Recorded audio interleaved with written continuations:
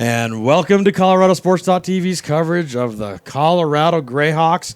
Tonight, we're going to have a very interesting matchup where the three-time Colorado Football Conference champions, the Colorado Greyhawks, are hosting the current Midwest Football Alliance champions, the Kansas City Bulldogs, traveling all the way down from Missouri to North Stadium in Westminster, Colorado, for a battle of champions in this preseason event. Now, I'll tell you, we covered the Colorado Greyhawks all season last year, and we watched them go undefeated throughout the season, march their way through the playoffs, and win the championship. And then after that, they went to the Rocky Mountain Bowl, where they dismantled a team from from New Mexico. And then after that, in December, they traveled down to Las Vegas, Nevada, where they played in a national championship game and beat the Texas Colts 28-0. So we'll see if the Greyhawks pick up where they left off as he returns the kicks. He's got a hole, he's got a seam, and he's got one man to beat, and he is gone. The first touch of the season for the Colorado Greyhawks is going for 6 points. There are no flags on the play, and the Greyhawks pick up right where they left off at the end of last season in championship style by starting their 2017 season with 6 points with the very first touch of the game. It looks like to me that some of the Bulldog players kind of left their lanes open there on special teams, and that allowed the kick returner to take it all the way back and put 6 points on the board. So in the first 5 seconds of the event, the Greyhawks are up 6-0 over the Kansas City Bulldogs, and now we're ready for special teams. A very good run by the returner. He was patient, waited for his gaps to get open, and when he saw the opening, he put on his gas, burst right through there, and was able to make a great play. The snap is not good. The Bulldogs are all over it. The ball is on the ground. It looks like the Greyhawks fell on top of it, but a bad snap bouncing off the ground allows for the Bulldogs to stop the extra point try. So that will leave us at 6-0 with 14 minutes, 45 seconds left in the first quarter. And as they take time to switch sides, we'll take a break. And thank you so much for watching ColoradoSports.TV's presentation of the Colorado Greyhawks.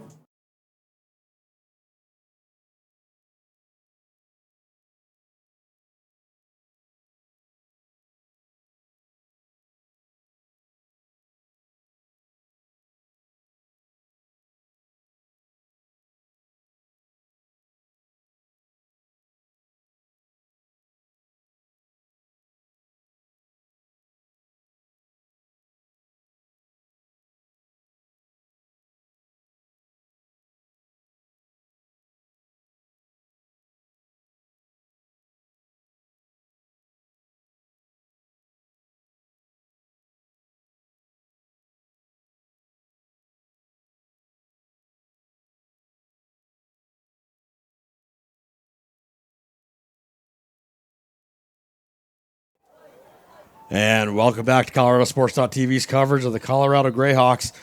As they scored on their opening kick, they are now kicking off the Kansas City Bulldogs, and it is a beautiful kick, taking him right out of the back of the end zone. He decides to kneel down, and that's going to be a touchback. Now, not knowing exactly what rules the Midwest Football Alliance goes by, for those viewers that aren't familiar, the Colorado Football Conference works off of a modified NCAA rule book. And the only real modification to speak of in the Colorado Football Conference is that you must be down by contact. Where NCAA rule states that if your knee is down, you're down, the play stops. In the Colorado Football Conference, that is not the case. You do have the ability to get up and continue the play, and you must be touched down. Now, let me get to the roster for the Bulldogs. I have a number 10 listed at quarterback as Josh White, but I can't tell. Is that 10 out there, gentlemen? Yeah, I can't see his front number. But the quarterback decides to spread him out. He's got motion across in a shotgun formation that gives two receivers left and right. Handoff at the middle. He's got a hole, and the Greyhawks linebacking crew is there to stop him. Gain of about 3 yards on the carry. So the Bulldogs open up with a running play out of shotgun that gains them about 3 yards. Now, the Greyhawks last year ran a number of different fronts. They had a 4 front, they had a 5 front, they ran a 3 front. And the defense was very successful for them last season. And we'll see how they've held together during the offseason. This is their first full game since they won in December at the national championships. Looks like we need to be running the clock.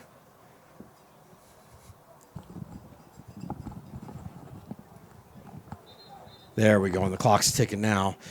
So it looks like the Bulldogs are going to open up in another spread. There is some confusion on the sideline with the referees. I think it has to do with the spot. It does. It looks like they actually gained about 5 yards on that carry. So now we're going to be looking at 2nd and 5. And the Bulldogs have got 3 receivers set to the left, 1 to the right out of a shotgun formation, 4 down linemen front for the Greyhawks. Actually, looks like a 5 front. We've got motion across the middle. It looks like we're going to do option left side. Greyhawks are all over it. Tackle them in the backfield. Huge loss of about 6 or 7 yards on that play. The Greyhawks defense read that well and capitalized on that play, and that's going to take us to 3rd down and about 12 to go. So, well, for some reason, the down marker's got it at 2nd down, but this should be 3rd down. Let's see if the refs has got it right out there. Looks like the Greyhawks are ready. The Bulldogs are still trying to get the play out of the huddle, and there we go. And it looks like we're going to go with the same formation. 3 receivers to the left, single receiver to the right. Looks like the Greyhawks give us some room, but they might be pressuring up top now. Yep, here comes the press. They're fading back on defense. Drawn offside. There's the snap. The flag goes in the air. It looks like a free play going deep all the way down. Incomplete. But that offside should keep this drive alive for the Kansas City Bulldogs. And it looks like that's number 4. Yeah, I read that wrong. No, number 4, Josh White at quarterback for the Kansas City Bulldogs. Looking at that play, he had a pretty good long ball on him, so let's see if he could use that to his advantage later on down the game. We're stuck at 13 minutes even left in the first quarter, still a 6-0 contest. Now on defense, there's a lot of guys you're going to want to watch out for on these on this Greyhawk roster, but probably the most prominent one is that linebacker in the Mike position, number 11, Jimmy Provost, longtime CFC veteran and considered one of the best linebackers in the Colorado Football Conference. And he leads the defense on the field for plays and formations. Now we're sticking with the same formation for the Bulldogs. 3 receivers to the left, 1 to the right. Shotgun formation. There's a snap. Pitch outside. The running back's trying to get his speed and cuts back in. Finally gets brought down. But not a bad little gain on that play right there. Depending on the down marker, because now they're going to call that 3rd down. So if that's the case, you're looking at about 3rd and 3 for the Bulldogs. So they run a lot of different plays out of that 3-receiver set, the Bulldogs do. And it looks like Josh White is doing a pretty good job of keeping them together out there. Looks like we did have a substitution on offense, so we'll see if that creates a different formation. It does not. We're going to stay with the 3-receiver set to the left, single receiver to the right. 2 safeties over the top for the Greyhawks. 4 down linemen front on the line. Stand-up DN is waiting for the snap. There's a snap. Here comes the pressure. Quarterback feels it, gets rid of it. Overthrown, incomplete. So that should bring us to 4th down. And as Josh White exits the field, that's a good indication that we're going to go ahead and punt from here. And the Colorado Greyhawks defense did what they needed to do and stopped that drive. Aside from the little offsides penalty on there, the Greyhawks did a very good job of stuffing them in the backfield, gang tackling when the runner finally had the ball. And as far as the passing for the Bulldogs were concerned, the Greyhawks were all over it. Maybe some miscues and missed throws there. But how about this punter for the Kansas City Bulldogs? Probably one of the biggest punters I've ever seen in semi-pro, number 77, William Harris, looks to be punting. So let's see how he does as the Greyhawks return man is hovering around the 25-yard line of the Greyhawks. So it looks like we're ready. We're going to wait for the snap. Greyhawks, a lot of Greyhawks in a stand-up. There's the snap. Here comes the punt. And it's high. Not too shabby. Coming down around the 35. Fair caught right around the 35-yard line. And the Greyhawks are going to take over an offense on their own 35. And while they switch sides, we'll take a break. And thank you so much for watching ColoradoSports.TV's coverage of the Colorado Greyhawks.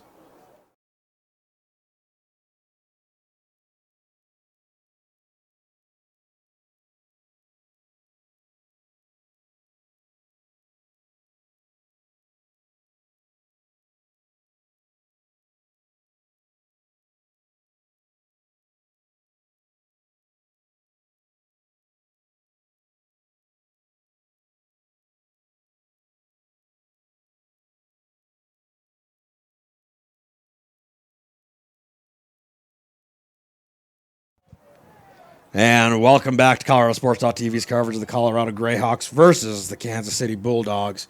The Greyhawks open up in this pistol formation with receivers left and right, waiting for the snap, takes it, bounces outside. He's got blockers moving it forward and finally brought down. Gain of about 8 yards on that carry. The offensive line did a great job of getting to the second level, making blocks to allow that running back to move it down the field and get about an 8-yard gain on that. So we're looking at 2nd and 2 for the Greyhawks. And they're hovering right at their own 43-yard line. Late substitutions on offense for the Greyhawks. And there we go. We finally break that huddle. And as you're watching this, I'm going to tell you for those fans from Kansas City that are watching, on offense, that quarterback, number 2, Julian Juju Banks, is quite an athlete, somebody you're going to want to watch for. Takes a snap, quick pass outside. He's got one man to beat. He cuts inside. He's got enough for the first and finally gets brought down. So not a bad gain of about 5 on that play, and that's going to take us to 1st and 10 after that quick screen pass. And the Greyhawks are going to take over right at their own 49-yard line. So we saw special teams did their job right off the bat. Defense did their job right off the bat. And now it's our chance to see if the offense of the Colorado Greyhawks will continue their dominance like they did all last season. Actually, the last 3 years. In the last 3 years since the inception of the Colorado Greyhawks, they've only lost 2 games. So they're firing on all cylinders so far. So we're going to go 2 receivers to the left, 1 to the right in this pistol formation. Looks like a forefront for the Bulldogs, and the Bulldogs meet him in the backfield. Loss of about 2 on that play. Looks like a blitzing linebacker went in there, and I'm sorry, I just can't see his number. But that linebacker did a really good job of getting in that backfield and disrupting that play. So that's going to take us to 2nd and 11 for the Colorado Greyhawks. We're looking at 9 minutes, 43 seconds and ticking left in the first quarter, and the score is still 6-0. Greyhawks over the Bulldogs. Actually, I've been in semi-pro football for about a decade now, and I'm very impressed with how the Bulldogs traveled, traveling all the way from Missouri out here with a full squad and backup guys. They're looking really good out there. All right, so we're changing the formation a little bit. We got some motion coming across. There's a snap. Looks like a read. Julian's going to keep it, cuts back outside, setting up his blockers, and this is what Juju does. Cuts outside, finally gets brought down, gain of about 6 or 7 on there. Well, he had lost 1 yard in the previous play, so it looks like about a gain of 6 yards on there. But that's that athleticism I was talking about with Julian Banks. He's got the agility and the speed to put a play like that together. It looked like it was designed to go left. But then the Bulldogs were right there to swallow that up, so he just put on his brakes, ran the other way, found some blockers, and did what he needed to do to keep the ball moving forward. And now we're looking at about 3rd and 5 for the Greyhawks offense.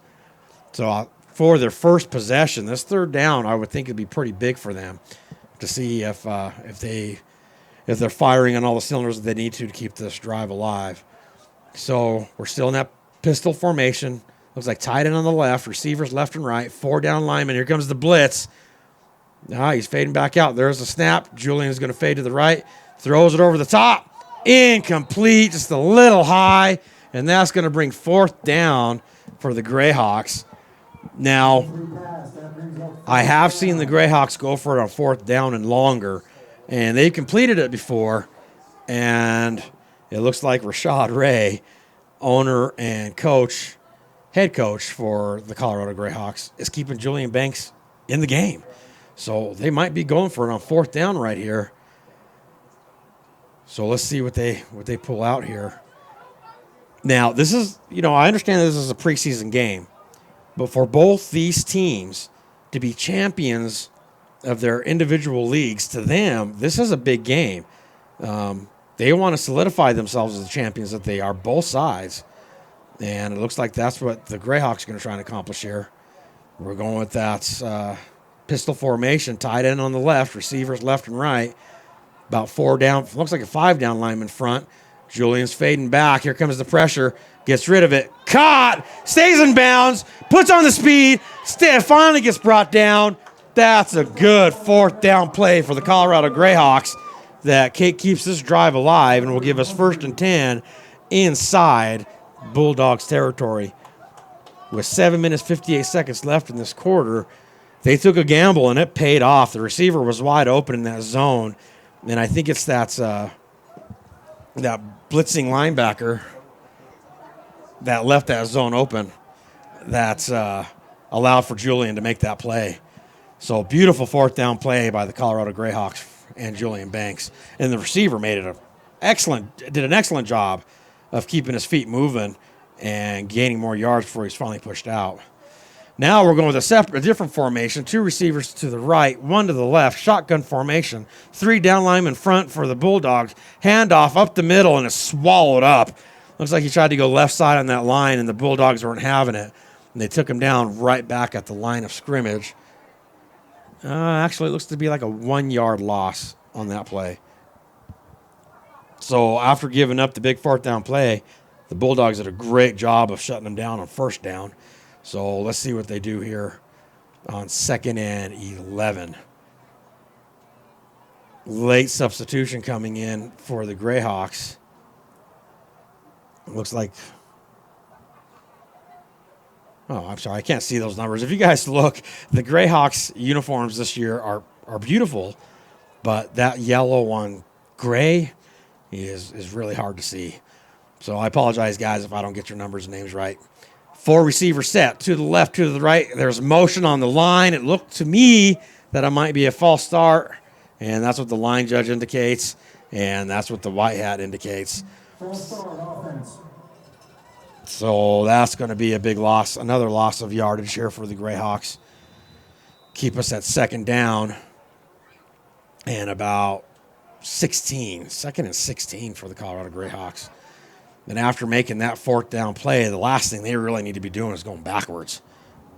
But with 6 minutes, 5 seconds, and ticking left in the quarter, the Greyhawks are still up 6-0. And Julian breaks the huddle. He's going to send 2 receivers to the left, 1 to the right, and a shotgun. Looks like he's got a tight end on the left side.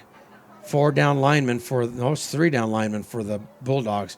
Fakes the handoff, rolls out right, uses his legs. Here comes the pressure. He keeps the play alive, gets rid of it over the top, and it is overthrown. Late flag by the umpire on the field. So we'll see what that play is all about. See if the Greyhawks are going backwards again or if it was against the defense.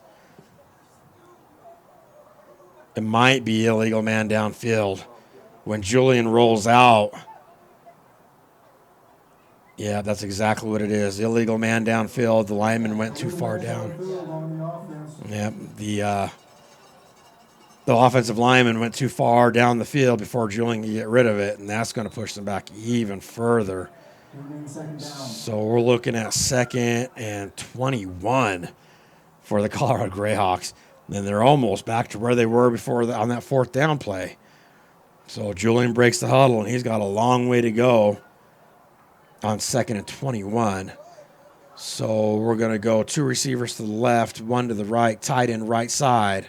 Shotgun formation, 3 down linemen front, 3-4 for that defense of the Bulldogs. Waiting for the snap is Julian. He gets it, fades back. He's got blockers in the backfield. He rolls out to his right, trying to make something happen with his feet. He keeps the ball, runs forward, finally steps out of bounds. Not a bad little gain on there of about 5, 6, 7 yards. So that'll take it to third and about, what is that, 14? So another big third down play here for the Greyhawks. Julian Bank is doing what he always does, and that's letting his feet help move the ball down the field and keep these drives alive. And we're at 5:15 and ticking in the first quarter. So big third down play coming up here for the Colorado Greyhawks. And let's see what they could pull here. Now, the 3-4 defense of the Bulldogs seems to be doing a pretty good job. But when Julian rolls out, sometimes that forces a linebacker to leave a spot to create pressure and opens up some holes. So let's see if it happens again. 2 receivers to the left, 2 receivers to the right out of shotgun. Julian, quick pass, fade, pump fake, going over the top. He's open, caught, touchdown. Colorado Greyhawks. Julian Banks going over the top, making it 12-0 with 4:39. And I'm sorry, man, I can't see the number on that receiver. Can you guys see that number?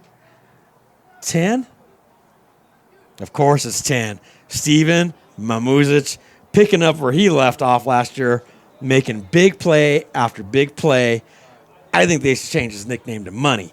Steven Money Mamuzic doing what he does and scoring points for the Colorado Greyhawks. So that takes us to 12-0 with 4:39. And let's see if this point after try is successful. Oh, are they going for 2?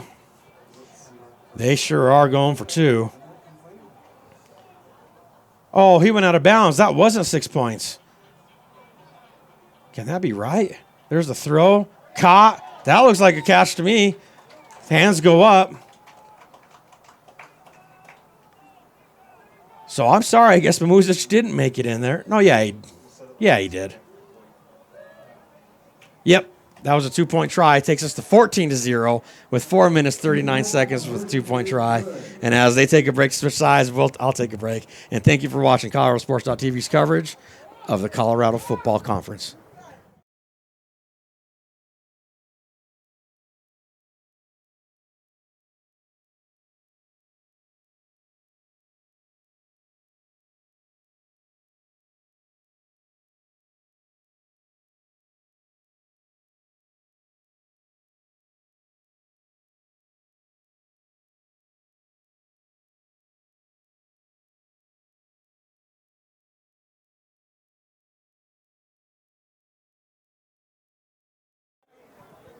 And welcome back to ColoradoSports.TV's coverage of the Colorado Football Conference, where the Colorado Greyhawks have scored twice now with an extra point try. 2-point try takes it to 14-0 with 4:38. Short kick is going to be recovered at about the 10-yard line. He's got a wall of white jerseys in front of him. He cuts up the middle, and the Greyhawks finally meet him and bring him down right around the Bulldogs' 35-yard line.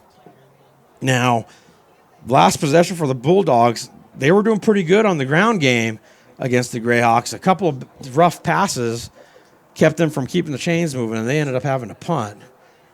So let's see what number 10, Ryan Johnson, has in store for us now. Now he breaks that huddle, and it looks like we've got a change. Yep, we're going 2 receivers to the left, 2 to the right, shotgun formation, 4 down linemen for the Greyhawks with 2 safeties over the top. Waiting for the snap is Johnson. There's a snap. He fades back. He's got time. He steps up, using his feet, rolling outside. He's got yardage, and he finally brought down. Gain of about 6 yards on that play. So, oh, I'm sorry. That's not Ryan Johnson, is it? That's number 4. I apologize. That's Josh White. Sorry about that, Josh.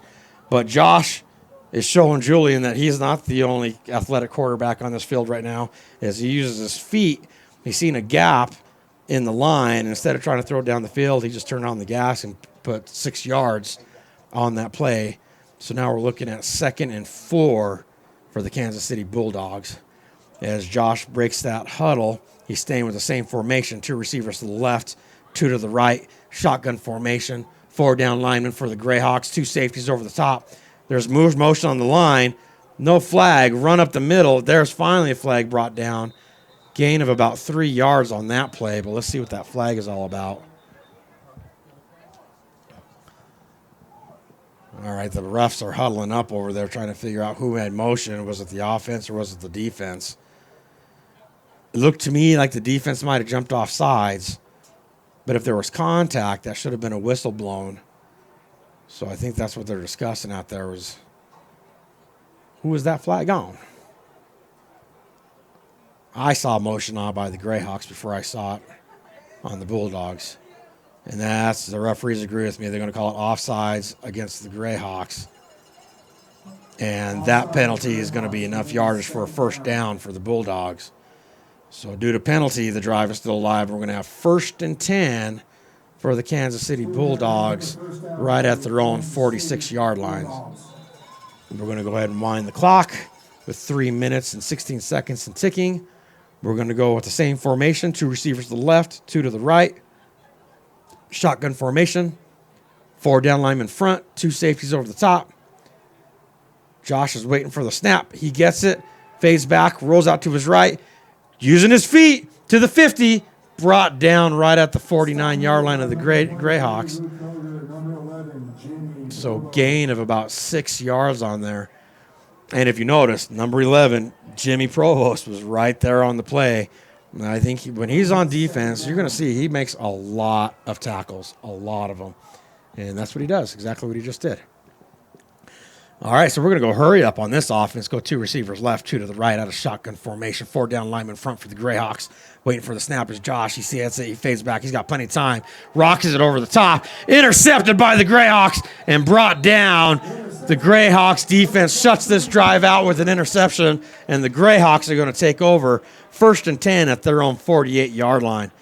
That ball had a lot of time in the air. It looks like he tried to frozen rope it, but the Greyhawks made a really good read on it and was able to get down there and make the play. So great job by the defense of the Colorado Greyhawks to shut that drive down. Now Julian Banks should be back. Yeah, he is. Julian Banks is back in the huddle. And we've got the Bulldogs defense ready to go. And it looks like they're going with the 3 down line in front again. Or they switch it up and go 4. Yep. 3 down line in front. There's a snap, handoff, up the middle. Found a hole, makes the move, tackled after he gains about 10 yards, depending on that spot. That looks like a good first down run to me. Nice play by the running back of the Greyhawks. Number 28, Nate Guillory. Number 28 on the carry is Nate Guillory, a new sign for the Colorado Greyhawks this year. Is that right? Well, that it was Nate. He played for the Panthers last year and had a phenomenal season with them.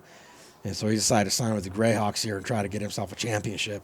So what Julian does, he sends 2 receivers to the left, handoff up the middle. Same hole as there, and same great play. First down, number 28, Nate Guillory. Yeah, Nate Guillory does it again. Uses the speed. That's where the mistake is. Uses his vision, finds the hole, and Nate's showing big time to these Greyhawks that he's got what it takes to be a champion on a championship team. 2 carries, about 20-something yards, and the drive is still alive. We've got 1st and 10 for the Greyhawks right at around their own 28-yard line. Same formation. Let's give it to Guillory again. He bounces it left. Falls down on his own, and their cover-up tackles are there, but that's about after gaining about 5 yards on that play. So Nate Guillory doing a very good job for these Greyhawks so far. Every touch he's had has gone for yardage, nothing on the negative side. So with 37 seconds and ticking in the first quarter, let's see if the Greyhawks try to punch it in before the quarter ends. We're at 14-0, Greyhawks over the Bulldogs. And look, yep, with 25 seconds left and ticking, it looks like we're going to try to put some points on before the quarter ends. So Julian spreads them out to the left, One to the right, tight end on the right. Nate Guillory still in the backfield. Waiting for the snap is Julian. Trying to draw him off sides is what he does. Takes a snap, hands off. And he finally gets brought down. That might be enough for another first down. And that's it. That is the first quarter is in the books for the first game for the Colorado Greyhawks in the 2017 season. The Colorado Greyhawks are up 14-0 over the Kansas City Bulldogs. And as they take a break for the quarter, I'll take a break for the quarter. And thank you so much for watching ColoradoSports.TV's coverage of the Colorado Greyhawks.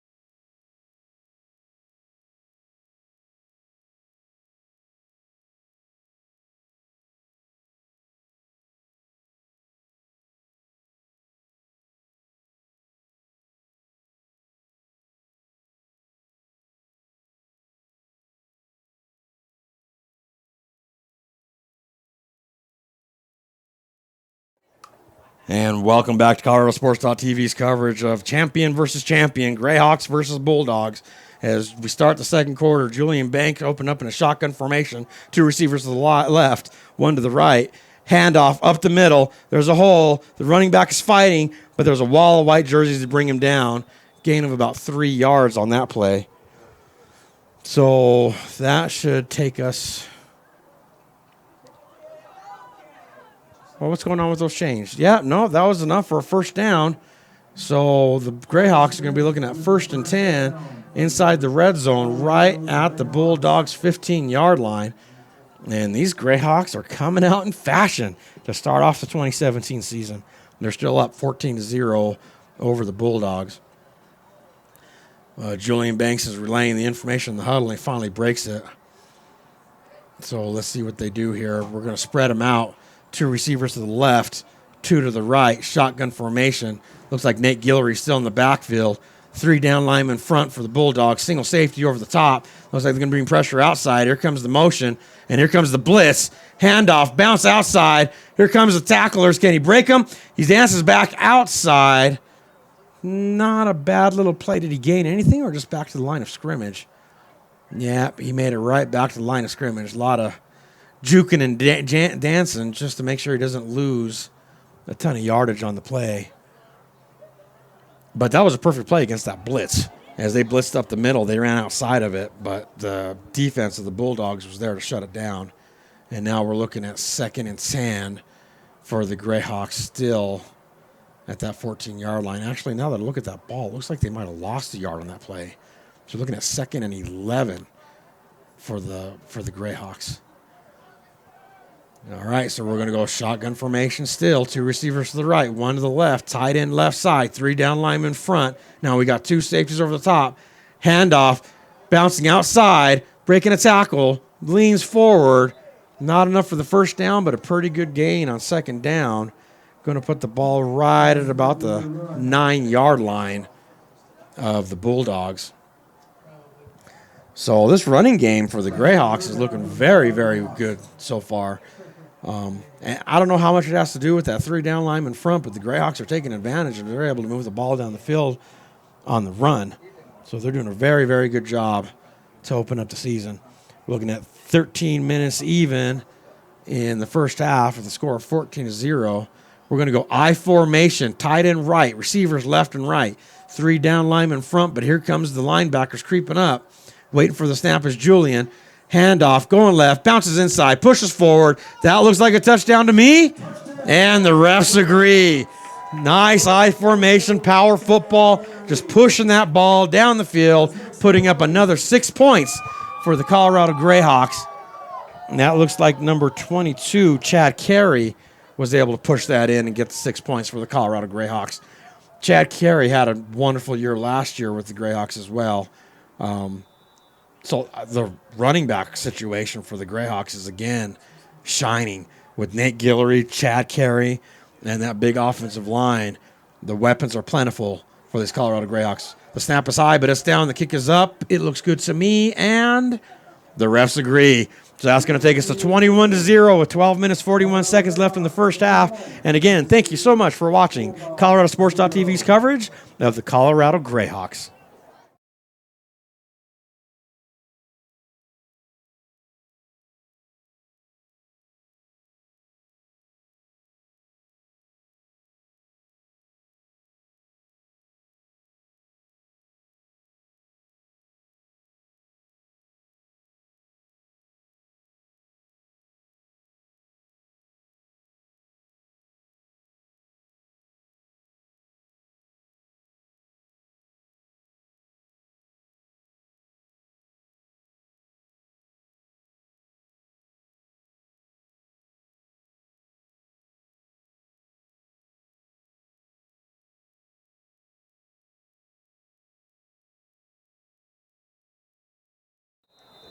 And welcome back to ColoradoSports.TV's coverage of the Colorado Greyhawks.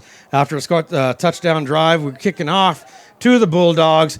Looks like he's going to get it right around the 5-yard line. He's running it forward, waiting for his blocker to set up. And there's the Greyhawk jerseys all over him and bring him down. And the Bulldogs is going to take over right at around their own 24-yard line. And a special shout-out to James Casillas and his family watching us from Pueblo, Colorado. Got your message, and we hear you loud and clear, partner. The Steel City Rage are another team to be reckoned with in the Colorado Football Conference. They were very successful in their first year in the CFC, where they made it to the championship game. Lost to the Greyhawks, but for a first-year team to make the championship game is an incredible feat, and we're happy to have you guys watching online. We appreciate it. So, let's see what Josh White does here as this finds himself down 21-0 with 11:45 and ticking on the clock. And they sure are taking – oh, I'm sorry, I didn't see that there was a penalty. There was a penalty on that play against the Bulldogs. That's going to push it back even further, and it looks like they're going to spot that right around the 12-yard line. So the Bulldogs take over deep in their own territory. And he's going to – oh, we're blowing the clock dead. Yeah, hey, stop the clock. Stop the clock. There we go. Looks like the refs need to set the ball correctly, or does somebody call a timeout? Well, they're talking to the sideline of the Greyhawks, so I'm not sure why they want to stop the clock.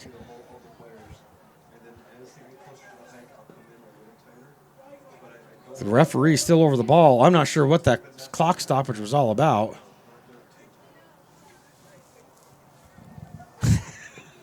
I don't care who it is. I'm enjoying it.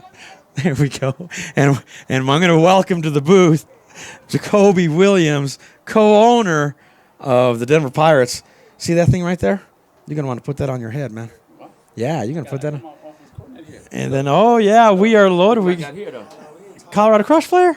Yes. How are you, man? I'm Eric. You don't know who that is? Good to meet you. Mississippi. Oh, they're Mississippi. How you doing, man? And then we got Tyron Brotman, offensive coordinator. Yeah, here goes Sip. Sip on there. Go ahead and put that on. We're going to talk some Denver Pirates here in a second now that Jacoby's on. Get that thing flipped over in front of your face. There you go. How you doing, Jacoby? I'm doing pretty good. Man, appreciate you coming in the box and helping us out with this. You know, I know you've just got here. You haven't been here very long, but if you look at that scoreboard, you can see the Colorado Greyhawks are doing what they have done. The opening kickoff went for 6, and they've stopped them on 4th down and had an interception already. And every time the offense have touched the ball, they scored. So the Colorado Greyhawks are stepping up. Now, y'all had a scrimmage today, didn't you? Yeah, we did. Who'd y'all scrimmage? The Eagles. The Eagles. Good event? Oh, it was pretty good. Offense did a little good job.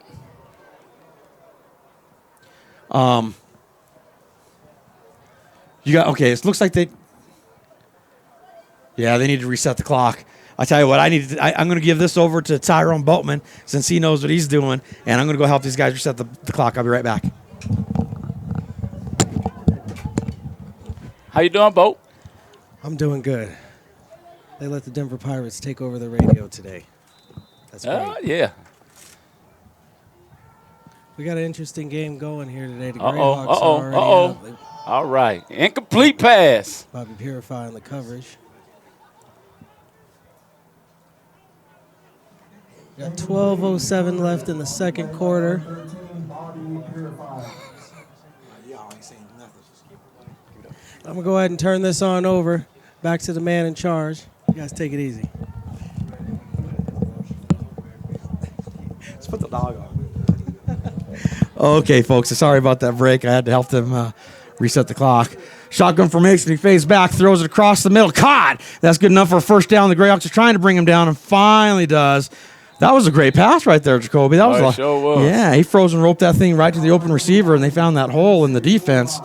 And actually, without penalty, that's the first down for the Bulldogs this game. And out of the no huddle, we're going 4 receivers to the left, to the right, quick throw outside. And they found a hole in this Greyhawks defense. They're taking advantage of it. Got it straight to the receiver. Gain of about, 3 yards, 4 yards on that? That's about 4 yards. 4 yards. So let me ask you, Jacoby, are the Pirates still have any more preseason events, or are you waiting for the season? We're waiting on the season now.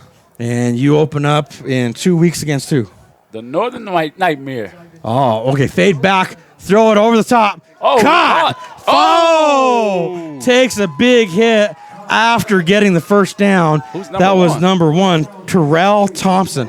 Now, Rashad's told me a little bit about Terrell. He's supposed to be the real deal. And that hit right there was a strong one. Yeah. But the hurry-up offense is trying to keep them on their heels. And we're going to stay with the same formation. Shotgun formation, 2 receivers left, 2 receivers right. Late substitution, and we're stopping the clock. It looks like we've got a timeout by the Kansas City Bulldogs.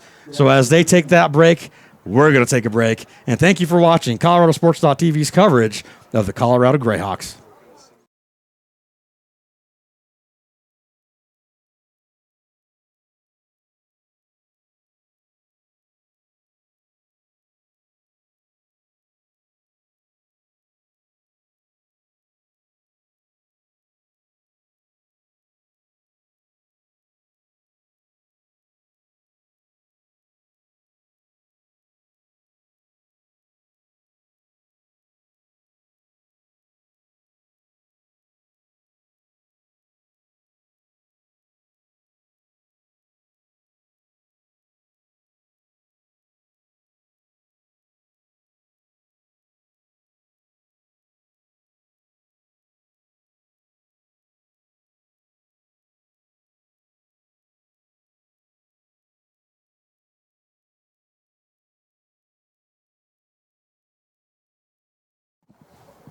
And welcome back to ColoradoSports.TV's coverage of the Greyhawks versus the Bulldogs.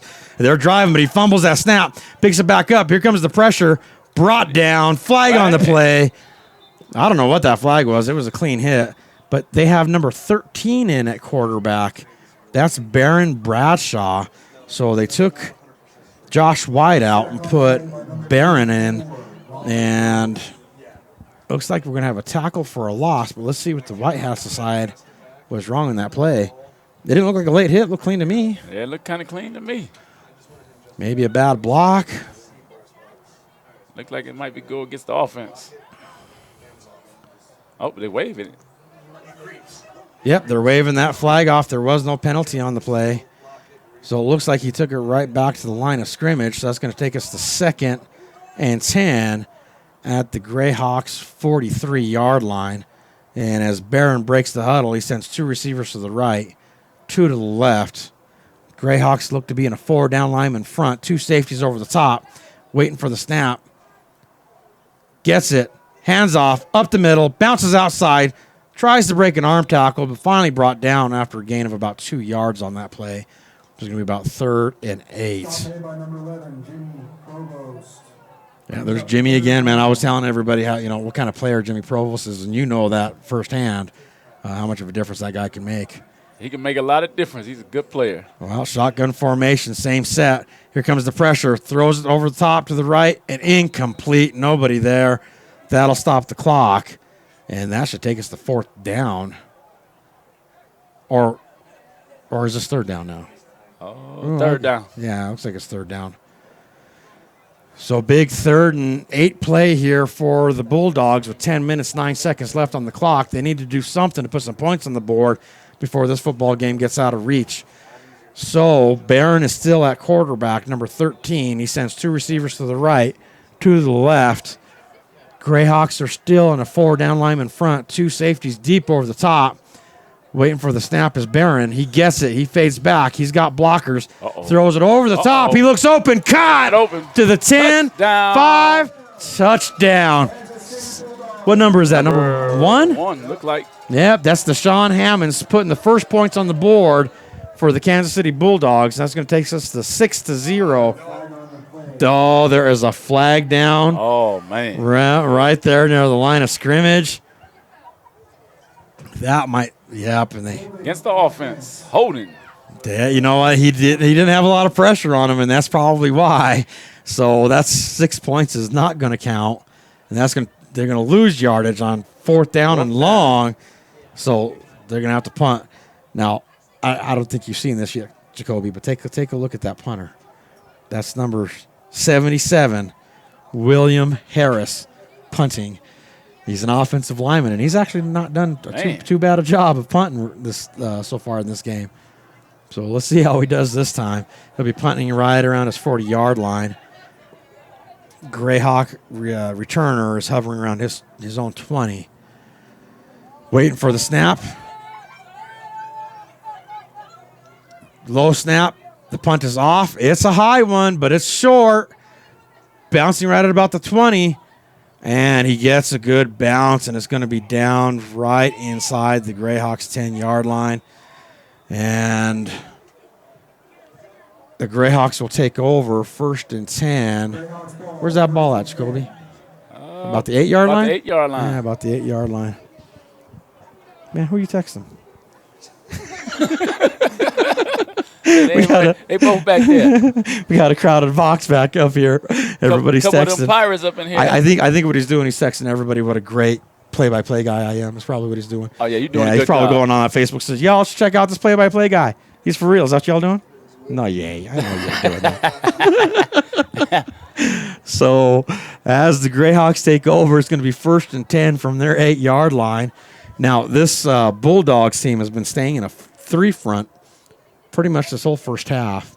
Looks like a 3-4 single safety over the top. We're going I formation. Big fullback in the field. Waiting for the snap is Julian. Takes it. Handoff. Bounces left. White jerseys all over the place. Cleanup tackle, and he's brought down. Loss of about, 5 yards on that? That's about 4. 4 or 5 yards. So, yeah, that's too bad that holding call happened. It would have made it a little bit more exciting game. Oh, yeah. That touchdown would have been pretty nice for them. And that receiver was wide open. There wasn't any defender around him, really. No. So kind of a breakdown in the secondary on that play. But lucky enough for the Greyhawks, somebody was holding on that play. So that still loses at 21-0 with 9 minutes, 13 seconds and ticking. And the Greyhawks are slowly breaking the huddle. But it looks like they got plenty of time on the play clock. All right, we're going to go same formation, I formation, tight end right, receivers left and right. Julian under center. 3 down linemen front, single safety over the top. Fakes the handoff. Julian runs right.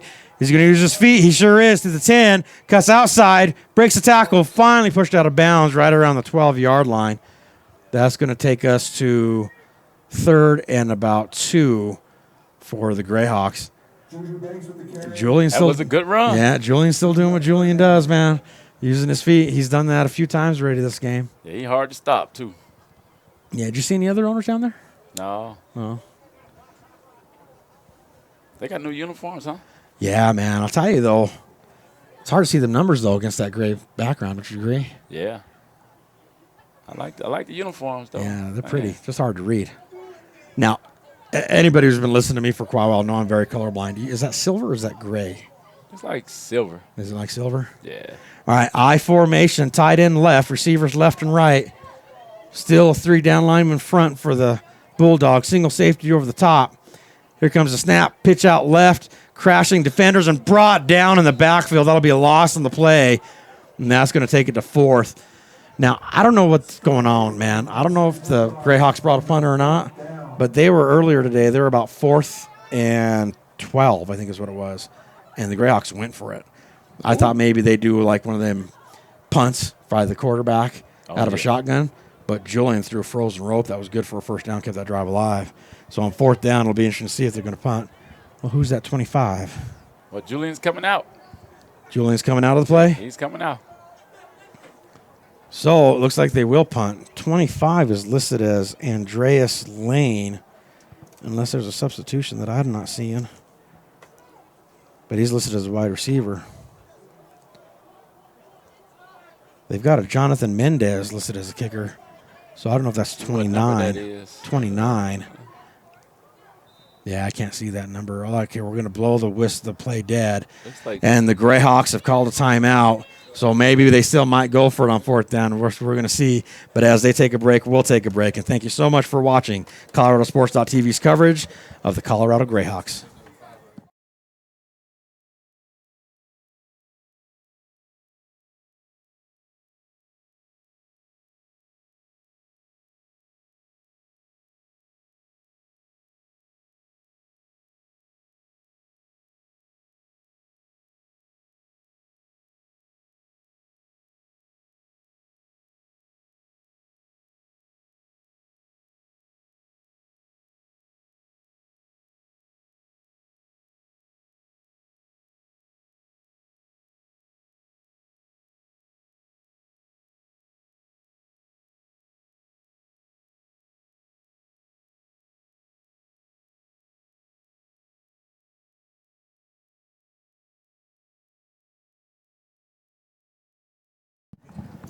And welcome back to ColoradoSports.TV's coverage of the Colorado Greyhawks versus the Kansas City Bulldogs.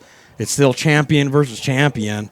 Like I mentioned before, the Bulldogs are the 2016 champions of the Midwest Football Alliance, while the Greyhawks are the champions of the Colorado Football Conference and standing national champions. Takes the snap. We're going to punt it. It's high, but it's short. Bounces right around and bounces backwards. Somebody's going to want to stop it, and they finally do. So the Bulldogs are actually going to take possession on the Greyhawks side of the field. And this is going to be their best possession of the game. So after seeing what you've seen, you know who the Greyhawks are. Oh, yeah. What do you think of these Bulldogs so far? I ain't seen too much of them, but they don't look too bad on the passing tip right now. I think there was that change at quarterback. It looks like that number 13. Yeah, that Baron Bradshaw.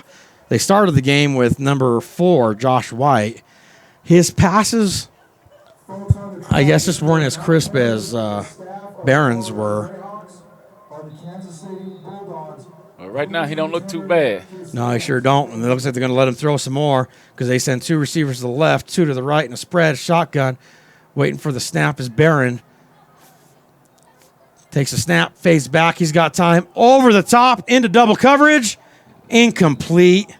Boy, he took that shot at that end zone quick, didn't he? Oh, yeah. He tired now. Not a bad throw. I think in that position, isn't it the receiver's job to get underneath that and make a play? Yeah, he should have got there and make that play. Even in that double coverage, though, you know, that safety was over the top. But still not a bad throw. He should have probably. That's a pretty good throw for him. Yeah. He's looking pretty good. Yeah, he's doing good. So they're going that hurry-up offense again. 2 receivers left, 2 right. 4 down linemen front, 2 for the Greyhawks, 2 safeties over the top. We're blowing it dead. What are we doing here? I think they're waiting on the player to get off the field over there. Oh, the guy was way downfield. Yeah, he was kind of tired. Yeah, the receiver may. All right, so here we go. Waiting for the snap is Barron. He fades back. He's got time. Quick out. Caught. Trying to push forward for the first, but the Greyhawks are all over him. Gain of about 8 yards on there. So that's going to take us to about 3rd and 2 for the Bulldogs. They're actually not doing too bad of a job now this second quarter. Hurry up offense, same set. 2 receivers left, 2 right, shotgun formation. 4 down linemen front for the Greyhawks, 2 safeties over the top. There's that snap. He fades back, waiting for somebody to get open. He's going to use his feet, bounces outside, tackle from behind. That's going to be enough for a first down. And this drive is still alive for the Kansas City Bulldogs with 6 minutes, 10 seconds left in the first half. He's got some feet too, that Barron. Oh, yeah. Yeah. Well, look, he took advantage of the open space and got this team a first down, and Barron's going to hurry him up. Send 2 to the left, 2 to the right. The Greyhawks are still trying to get their defense out there, and they can't do it quick enough, so Rashad Ray has to call a timeout to get his defense ready, and as they take a break, we'll take a break. And thank you so much for watching ColoradoSports.TV's coverage of the Colorado Football Conference.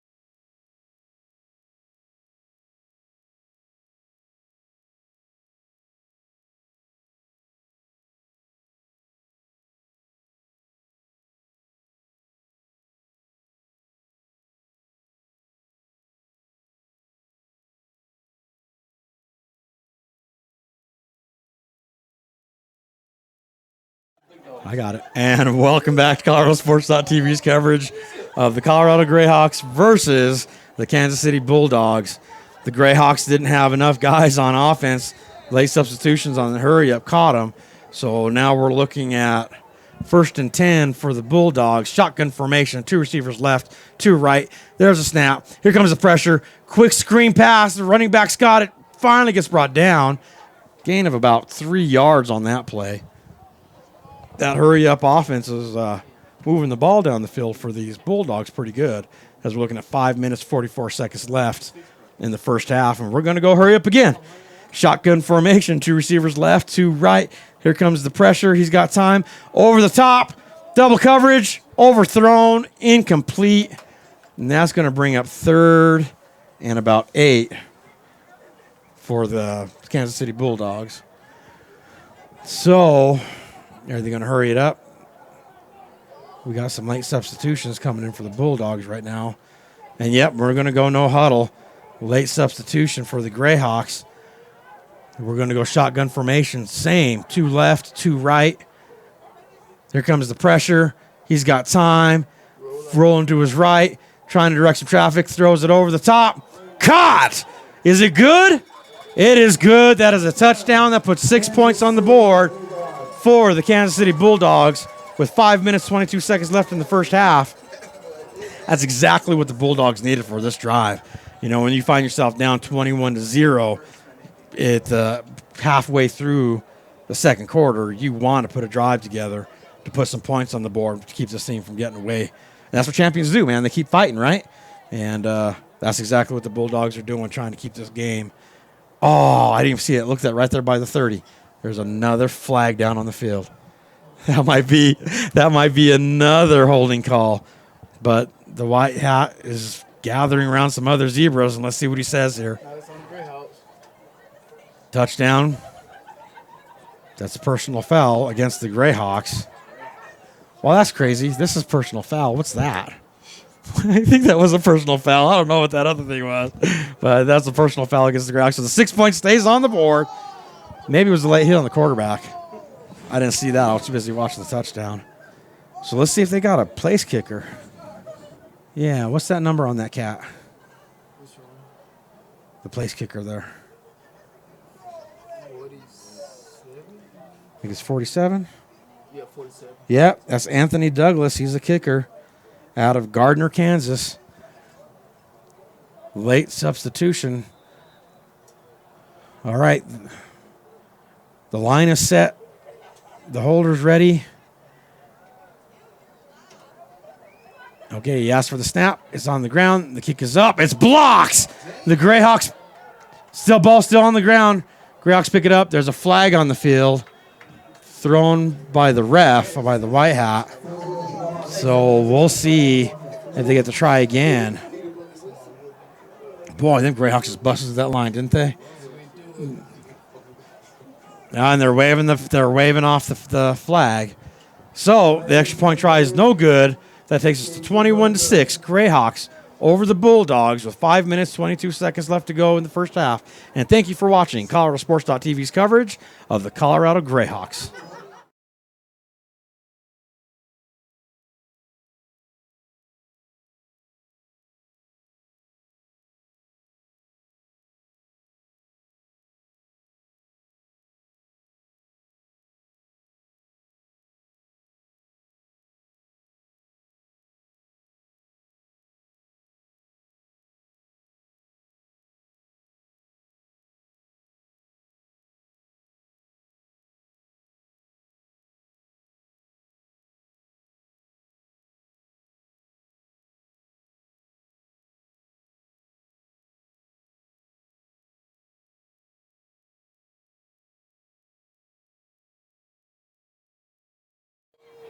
And welcome back to ColoradoSports.TV's coverage of the Colorado Greyhawks versus the Kansas City Bulldogs. It's champion versus champion game, and the Bulldogs have put their first points on the board, and we're looking at a 21-6 Greyhawks over the Bulldogs with 5 minutes, 22 seconds left in the first half.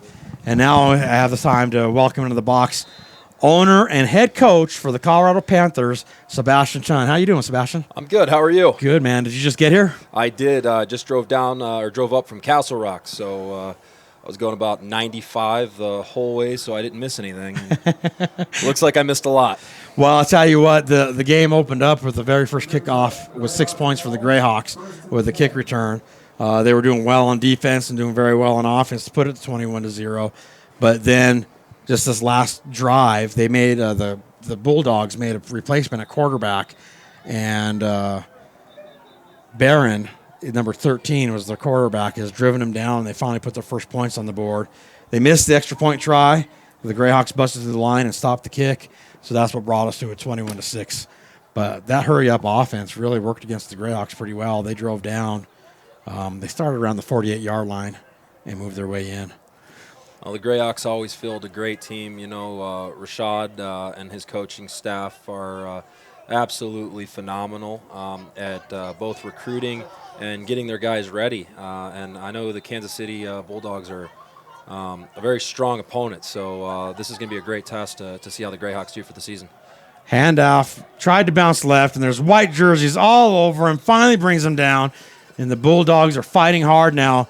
You know what? When you're down 21-0 and then you were able to get some points on a scoring drive, it changes the momentum of your whole team, doesn't it? Oh, absolutely. I'll tell you, man, anytime you see everything's going wrong and then all of a sudden things start going right for you, it comes in waves. You know, that's Sure. how football is. It's an emotional sport. If you get down, you're going to stay down, but if you start getting up, you can really make some things happen. So, this is probably going to become an interesting game as we get at the end of the first half and as we go into the second.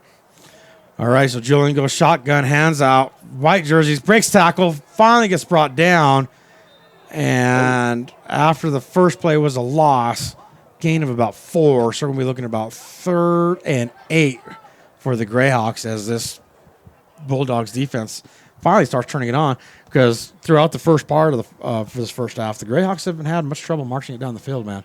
A lot on the running on the ground, but also doing pretty good. And then, of course, Julian. Oh, yeah. Juju does what he does and uses his feet to make a difference, too. He had some of that. So now big third down play here for the Greyhawks, as it feels to me like they've lost some momentum. Now, hey, you guys had an event today. You scrimmaged the Metro State Roadrunners, didn't you? We did. It was a great scrimmage, a lot of good work. We have 60 guys on the team that it's not always fun trying to get everybody some playing time. Metro State came out, though. They're a great young team. Coach Cobb is a phenomenal leader. He's done a great job organizing, so I'm very impressed with their team. I think they're going to be a pretty good addition to the CFC this year. Julian Banks runs out to his right. He's got time, throws it over the top. Oh, He's got a wow. receiver open. Wow. He caught it. Caught that. That's number 10, Steven Mamuzic, breaking a tackle, walking it in. That's another 6 points. Man, for a second, I thought that was an interception because the defensive back made such a good play on it. You know, let me tell you something. Julian Banks, that's what he does. He's a guy who he'll make people miss. He'll make plays out of nothing. When things look down, Julian can put a team on his back. Very, very impressive play. But at the same time, not a surprise it came from him. Yeah, and not a surprise that number 10 was on the receiving end of that. Steven Money Mamuzic coming up big for the Greyhawks like he did last year. And he's improving year after year for this team. And great play. I was actually surprised he made that catch because that defensive back was all over it. Maybe that defensive back should have played the player instead of the ball. We had a play earlier like that today that the defensive back wasn't paying attention, and it went for a big game because the defensive back actually just stopped about 4 yards away from the receiver. And the extra point try is good. So that's going to take us to 28-6. Greyhawks over the Bulldogs. And as they take a break, we'll take a break. And thank you for watching ColoradoSports.TV's coverage of the Colorado Greyhawks.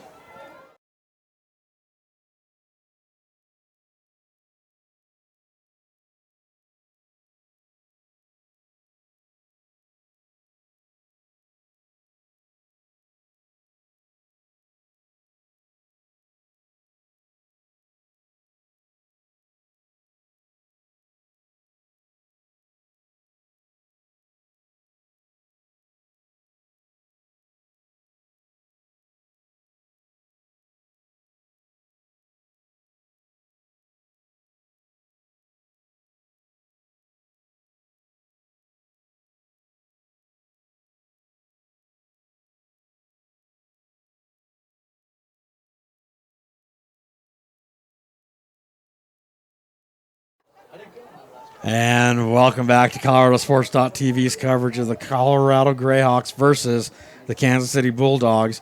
And if the Bulldogs had any momentum going their way at the end of the second half or second quarter, the Greyhawks might just deflated that with that wonderful touchdown pass from Julian Steven Mamuzic. Beautiful kick right at the line. He bobbles it, picks it up. He's to the 10, waiting for his blockers, cuts outside. Greyhawks all over him. Brought down, tackled right down at their own 14-yard line. So with 2 minutes, 48 seconds left on the clock, the Bulldogs have a little bit of time to try to put this, keep this game from going out of reach. As we're looking at 28-6, Greyhawks over the Bulldogs. Now, I know you just got here, but that's a hurry-up offense was doing very, very well for the Bulldogs. Did I miss a penalty?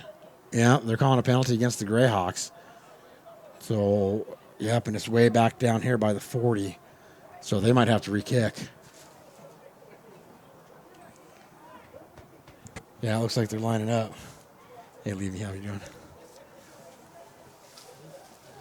Yep, the Greyhawks are lining up to re-kick this ball. They was probably not a bad move on behalf of the Bulldogs because they had possession deep in their own territory.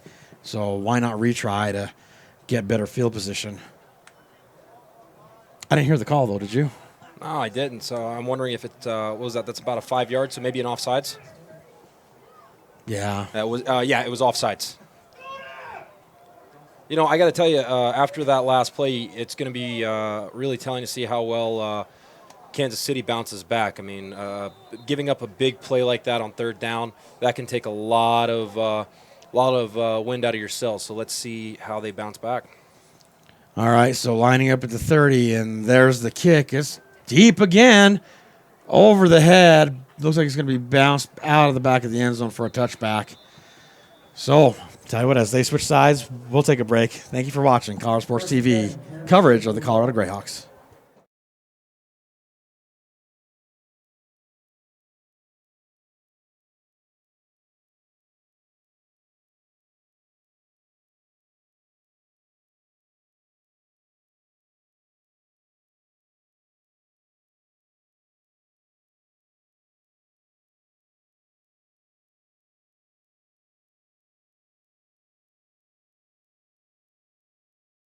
What's up? And welcome back to ColoradoSports.TV's coverage of the Greyhawks versus the Bulldogs. This formation did very well for the Bulldogs in the first part of this quarter.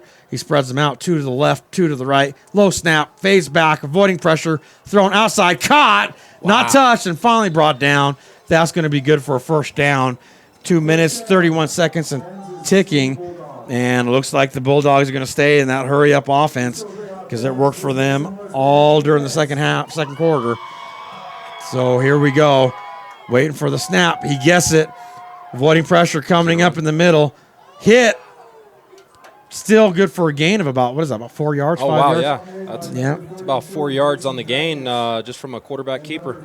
Yeah, the quarterback saw a lane open. He took advantage of it. It looked like it was a design run because he as soon as he hit that third step, he was just running straight up the middle. Did they call a timeout before the 2-minute warning? It looks like they did. So the Bulldogs take a timeout. We're going to have another break for the 2-minute warning, but as they take a break, we'll take a break. And thank you for watching ColoradoSports.TV's coverage of the Colorado Greyhawks.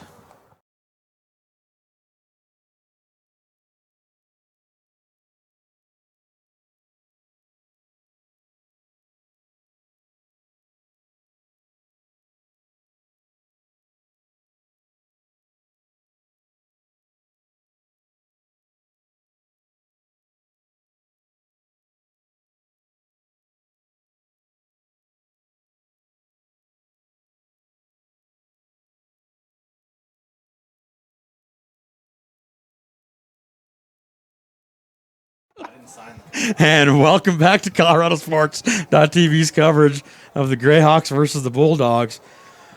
And we're at 2 minutes, 2 seconds left. So after that break, they should have another break for the 2-minute warning. Spread formation for Barron Bradshaw as he sends 2 left, 2 right. There's a snap. No pressure. Bounce outside. Met by the Greyhawks immediately, but still a pretty good gain of about 4, maybe 5 yards. We're going to stop the clock for the 2-minute warning. And as they take the break, we'll take a break. And thank you for watching ColoradoSports.TV's coverage of the Colorado Greyhawks.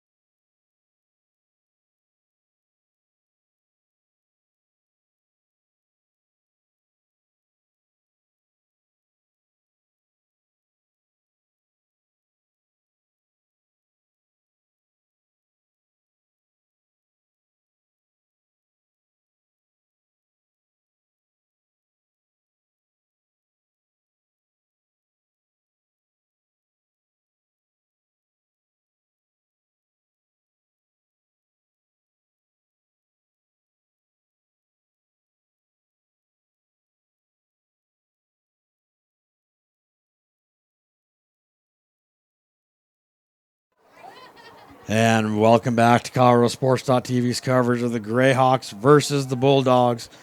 CFC champion Greyhawks versus MFA champion Bulldogs. We're going to stay in the same formation. 2 receivers left, 2 receivers right. Shotgun formation. Here's a snap. Here comes the pressure. Thrown. Bounce through the receiver's hands. That should stop the clock with 1:46 seconds. And now we're looking at 4th down and 1 yard. So big decision here for the Bulldogs to decide whether they're going to try and get this 1 yard or they're going to punt it away. I tell you what, with the way the Greyhawks offense is looking right now, I'd be careful. But Barron stays in there. Barron Bradshaw stays in that shotgun formation. 2 receivers left, 2 receivers right. Don't be going surprised. under center. Quarterback Looks like, yeah, he's going to push it through, and he's got enough. That's going to keep the drive alive and take us to first down. We stopped the clock to move the chains. Quarterback sneak brings up a first down There we go. We stopped the clock. for your Bulldogs. You know, what you're seeing on defense by the Greyhawks is very smart. They're playing a little bit off. They're just making sure that the receivers stay in front of them. Just keep them in front. Take anything. You know, they'll give up 4 or 5 yard passes here, but they're just not giving up anything deep. And, you know, you don't see them really taking a whole lot of shots because of that. Right. Late bliss puts Barron on the ground a little bit, and that caused an incomplete pass. So now we're going to be looking at second. Well, it should be 2nd and 10, shouldn't it? Because that was the first down play. Yeah, 2nd and 10. Yeah, 2nd and 10. So hurry up offense, trying to keep the Greyhawks off balance on defense. Spread formation, 2 left, 2 right, shotgun, 4 down linemen front. Here comes the pressure. Barron rolls out to his right, throws it across. The receiver was open. Barron couldn't get it there, threw it too low, hits the ground before it hits the receiver. That's going to take us to 3rd and 10 for the Bulldogs with 1 minute, 21 seconds left in the first half. I'm sure they want to do whatever they can do to keep that momentum alive, but you got to execute. Absolutely do. And, it's a little odd that they're going with a no huddle here considering that the clock has stopped. There's no reason to not huddle. Well, the no huddle was working against that defense, so I think that's why they're sticking with it. 2 receivers left, 2 right. Shotgun, here comes the pressure, throws across the middle, bounces off the chest of the receiver, and that's what we're talking about, execution. That receiver needs to make that play to keep this drive alive, but that does stop the clock. 4th and 10, minute 15 seconds. This is a big, tough decision for this coach, whether to punt it away or go for it. Looks like punt team's coming out. Not a bad choice, because at this point it might be about a field position. I wouldn't want to give the Greyhawks field position on this side of the field. No, not at all. But, the thing is you can Greyhawks are a team with a quarterback like Julian Banks. You can score anywhere on the field. It doesn't matter where you're at. So we'll see how well Kansas City plays and see if they play some smart defense here. Yeah, all right. So our big kicker, William Harris, is out there for the punt. There's a snap, puts his leg in it. It's a high one, but it's short. Going to come down right around the 25. Picked up, down immediately. He tried to make something happen, but it just couldn't do it. Down at the 23. So as they take a break to switch sides, we'll take a break. And thank you for watching ColoradoSports.TV's coverage of the Colorado Football Conference.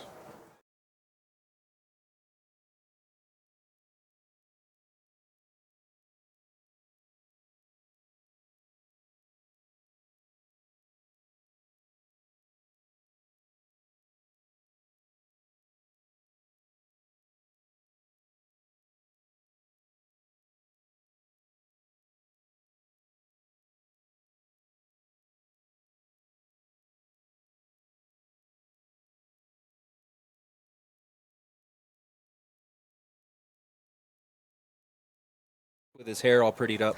And welcome back to Colorado Sports TV's coverage of the Greyhawks versus the Bulldogs. It looks like we're going shotgun formation, 2 left, 2 to the right. There's a snap, handoff up the middle. He's got yardage, gains about 3 or 4 yards on that carry. So it looks like the Greyhawks are just going to try and run the clock out, which I think is a smart move. Absolutely. Take it to the half. Well, hang on. They're going hurry up now, aren't they? All right, with 49 seconds and ticking, there's a ball on the field. They got to clear that off. There we go. Waiting for the snap is Juju. To the left, 2 to the right. Got a false start. Blowing the play dead. Looks like we've got false start against the Greyhawks. When you try to do that hurry up and you haven't done it all game, maybe mistakes like that will happen. Oh, absolutely. This isn't a surprise because Greyhawks offensive coordinator Scott Culligan, he is that kind of guy. He will make you think he's going to take it to the half, and then next thing you know, boom, he's looking to make some plays. You're right about that. He had a very good year last year with the Greyhawks, and he's just trying to keep that going. So with 40 seconds left in the first half, Julian is going to spread them out, 2 to the left, 2 to the right, shotgun formation. Looks like we finally got a 4 down lineman front for the Bulldogs. There's a snap, fakes the handoff, fades back. He's got time, rolls right, trying to direct traffic, throws it to the right, caught by number 16, and pushed out of bounds. That's going to stop the clock. Caught by number 16, Shiny Boyd, picking up where he left off last year. He had a good season last year as well. Oh yeah, absolutely did. And you know what? That makes sense. That's one of his go-to weapons. So why not, right? Yeah. Great play. Moves the ball to the 41 here. They're probably about about 30 yards or so, maybe less out of field goal range, with all 3 timeouts left and 24 seconds left on the clock. There's still time that the Greyhawks can make something happen. It sure is. It's interesting, though, because they've had Otto Sirach for so long, and I don't see him on the roster. They have a Jonathan Mendez. I haven't actually seen him try a field goal yet, so we'll see if what kind of range he does have. 3 receivers to the left, 1 to the right. There's a snap. Julian's looking left. He's got time. Throws it over the top. Incomplete pass. The defensive back looked like he was in a position to be all by himself. He just couldn't make the play. And that stops the clock with 17 seconds left in the first half. Looks like the ball got lost up there for him. Had he probably known where, a little bit better perception of it, he might have been able to, to get a turnover there. Yeah. And, it might be time for these Bulldogs defense to step up and take advantage of those opportunities when they're down 28-6. So, yeah, he should have probably made a better play on that. But we are where we are. Why did they move in the chains, man? Was there a flag? I didn't see it, but there must have been. Because now they're spotting the ball. Did they call pass interference, perhaps? Was that a 15-yard penalty? That was a 15-yard penalty because it was back. Yeah, it was a 15-yard penalty. So it looks like they did call pass interference. So that helps the Greyhawks with 17 seconds left in the first half. Shotgun formation, 3 receivers left, single receiver right, 3 down linemen front for the Bulldogs. Looks like 2 safeties over the top, 1 deep. Waiting for the snap is Julian. He asks for it. He gets it. He fades back. He's got time. Rolls to his left, trying to give himself more time. Bounces outside. He's going to keep it. He's got the first down to the 30. Bounces out of bounds right about the 27, 28-yard line. They got 8 seconds. Stops the clock at 8 seconds. The Greyhawks are trying to score. They've got 8 seconds to put this another 6 points on the board. Well, at this point, I think you have to take a shot for the end zone, and hopefully that doesn't burn all 8. That should probably burn about 6. If something happens, you have all 3 of your timeouts. You just have to get your kicking team out there if they've got a kicker who has the leg to do this. Well, Julian staying in there with 8 seconds left to go. 1st and 10 at the Bulldogs, 27-yard line? Yeah, that's what it looks like. Yes, sir, 27. So let's see what Julian's got in store here with 8 seconds left in the first half. And he's going to spread them out. 2 receivers to the left, 2 to the right. Shotgun formation. 3 down linemen front for the Bulldogs. 2 safeties over the top. Waiting for the snap is Julian. He asks for it. He gets it. Fades back. Quick throw. Over the top. Into double coverage. Nothing there. 1 second left on the clock. And look at that. They're going with a mass change there. So they might be going for the bringing field in goal. the kick team, yep. Tell me if you see number 29. Yep, he's on the field. 29 right there. He's getting set up. You got to wonder how that wasn't an offensive pass interference. Seemed like he pushed the defender down. The defender was making a play for the ball. I think there was a missed call there. Might have been. So let's see. You got another player coming on the field. You got to wonder how this is going to affect, if they make this field goal here, how this is going to affect Kansas City's mentality coming into the second half. So they look to be at the 27-yard line. But the kick is from the 35, so a 45-yard attempt is blocked. And it could be picked up. It is picked up. He's got blockers. He cuts inside, and the Greyhawks stuff him. And that's how we're going to end the first half, with the Greyhawks over the Bulldogs, 28-6. And we'll see you after the break. And thank you for watching ColoradoSports.TV's coverage of the Colorado Greyhawks.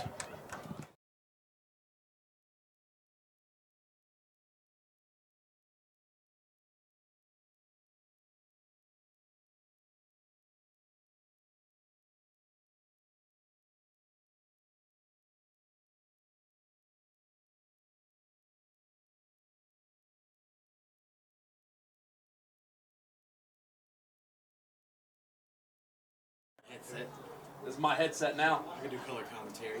Don't need air.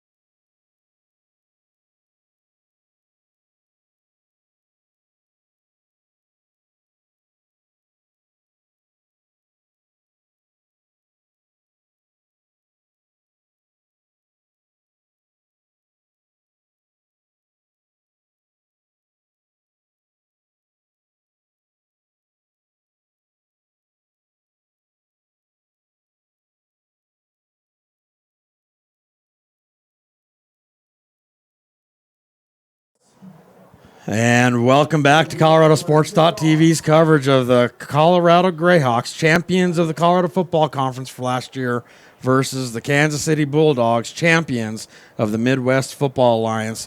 And I'm happy to welcome into the box Michael Sturgeon, owner and head coach of the Lakewood, Colorado Seminoles. How you doing, Michael? Oh, I'm doing great. How you doing, Eric? Oh, I'm doing very well. Thank you so much for joining me up here. And this is your first year with the CFC. Yes, this is our first year. It's kind of exciting. We're looking forward to it.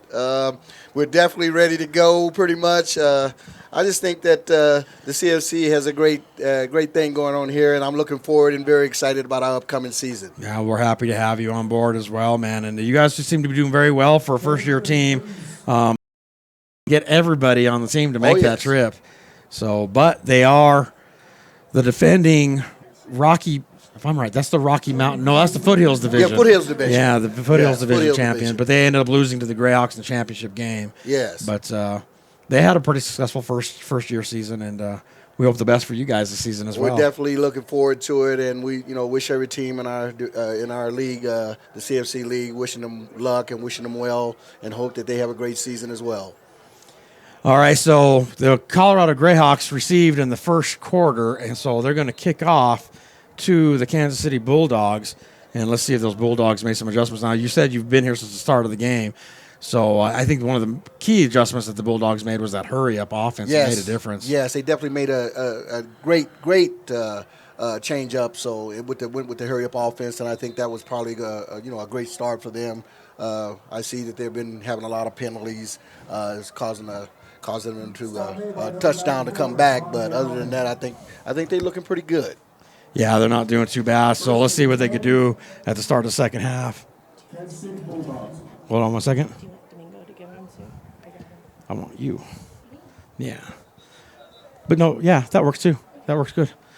All right, so after that kickoff, a good about 20-yard return, because I think he got it like right around the 10-yard line, brought it out to the 30. So the Bulldogs are going to open up in shotgun formation, receivers left and right. That looks like a pistol formation. Yeah, it looks like a pistol formation.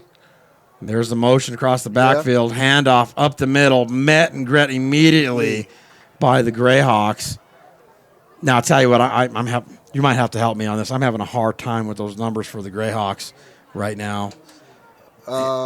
Yeah, so I couldn't see who that tackle was. It's a new uniform for the Greyhawks this year. Yes, it but looks like it's that yellow against that silver that's making it hard to see. Hard to see. Hard to see. There's no dark outline around. So it looks like they huddled up this time, and we're going to go with a shotgun formation. Going to go, what is that? One receiver left and right, double tight ends. Double tight ends. Max formation, 4 down linemen for the Greyhawks. Single safety over the top. He's got time, throws it right, caught. Yes. That should be good enough for a first down after he's tackled immediately. Yep, and that should move the chains for the Kansas City Bulldogs. They're opening up the second half the way they need to. Oh yeah, I think they're opening it up. I think they're doing a really good job with that. Yeah, they sure There's are. a good connection on that pass. So that should be a first down play. I think Scott knows what he's doing. All right, so the Bulldogs did huddle up, and they've broken it. We're going to stay with that same formation. Max protection in the backfield, 4 down linemen front for the Greyhawks, single safety over the top. Motion before the snap, screenplay, trying to do something with his feet, and the Greyhawks find him in the backfield, bring him down, but I'm sure that's going to be an offsides play against the Greyhawks. So let's see what the White Hat has to say on this here.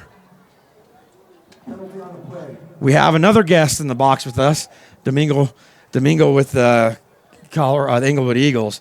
I think Scott went to go get a true headset, and then we'll rock and roll. Do we got the Eagles in the same box as the Seminoles? Yes, we got the Eagles in the same box with the Seminoles. Are we going to be? Hey, Domingo, how you doing? What week y'all play each other? Doing good. Do you know which week you guys play each other? Yeah, I will look at our schedule. I'm not sure. I know how you coaches are. You look at 1 week at a time, right? One week at a time. You don't look too far forward. I get it. So we're at 12 minutes, 44 seconds and ticking in the third quarter. The score is still 28-6 Greyhawks over the Bulldogs, but the Bulldogs are driving. And that was a penalty against the Greyhawks. Takes us to 1st and 5. Same formation. Fakes the handoff. Throws it deep right. One-on-one coverage. Was it intercepted? Did he bring his both feet down? Waiting for the call. He's calling him out of bounds. Incomplete. But that man-on-man play right there, the defense stepped up. Good coverage. Yeah, Good coverage. Very good coverage. And that, sometimes that's all you've got. Yep. You got to let your receiver try to make a play. Yes. And then the defensive back did his job on that one to shut it down. He shut that play down. Now, because this is NCAA rules, he only needed to get 1 foot down in bounds. Yeah, but I think he was completely out of bounds. Was he? Yes, he was completely out of bounds. All right, so it takes us to 2nd and 5. And we're switching the formation. We're going spread, 2 to the right, 2 to the left, shotgun formation. The Greyhawks still look to be in a 4-down lineman front, single safety over the top, waiting for the snap. Make sure that's still Barron out there. Here's the snap, fades back. Here comes the pressure, thrown, almost intercepted. Yes. Yeah, he let that one go through his hands. If he would have got that, that might have been another 6 points for the Greyhawks. Another 6 points for the Greyhawks. There was nobody in front of him on that. He had an open real estate on that one. Yeah, nothing but wide open field. So that's going to take us to 3rd and 5 for the Bulldogs. And they're making a massive change in offense right now. So maybe we'll have a change in formation. Let's see what they do here. That hurry up seemed to be doing very well for them at the end of the second quarter. And they seem to break it away from that for now. All right. Tell me something. Is that still number 24, 13 at quarterback? Yeah, I think it's number 13 at quarterback. Yeah, that's Barron Bradshaw still trying to run this offense. He sends 3 receivers to his left, 1 to the right, 4 down linemen front for the Greyhawks, 2 safeties over the top. Can we get another one? Thank you, Scott. There's a snap thrown through the receiver's hands. That would have been good for a first down, but he just couldn't execute on that pass. So that brings up 4th and 5.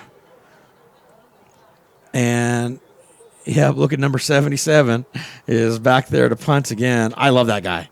And to have an offensive lineman out there doing what he can for the team by punting. He's been doing pretty good. Yeah. He's been doing really good. He's gotten some good yardage on his punts. He gets it up there too high, and that gives a chance for the players to get some coverage down there. I wonder what the delay is. Did the White Hats stop it? I think they did. I think they're still trying to figure out what they're going to do here. Because I think 77's out there for the offense on the line too. But we're going to go for it on 4th and 5. So the Bulldogs spread 3 receivers to the left, 1 to the right, single safety over the top for the Greyhawks, 4 down linemen front on defense. Here comes the pressure. Steps up into the pocket. Sacked on the play. And is that a fumble? I believe it's a fumble. Greyhawks. Either way, it's a turnover, whether it's a fumble or turnover on downs. Number 92, Isaac okay. Yep, the Greyhawks force a fumble on 4th down, and now they'll take over 1st and 10 right around the Bulldogs' 40-yard line. And it looks like we've got an injury on the field. So as they take a break for their injury, we'll take a break. And thank you for watching ColoradoSports.TV's coverage of the Colorado Greyhawks.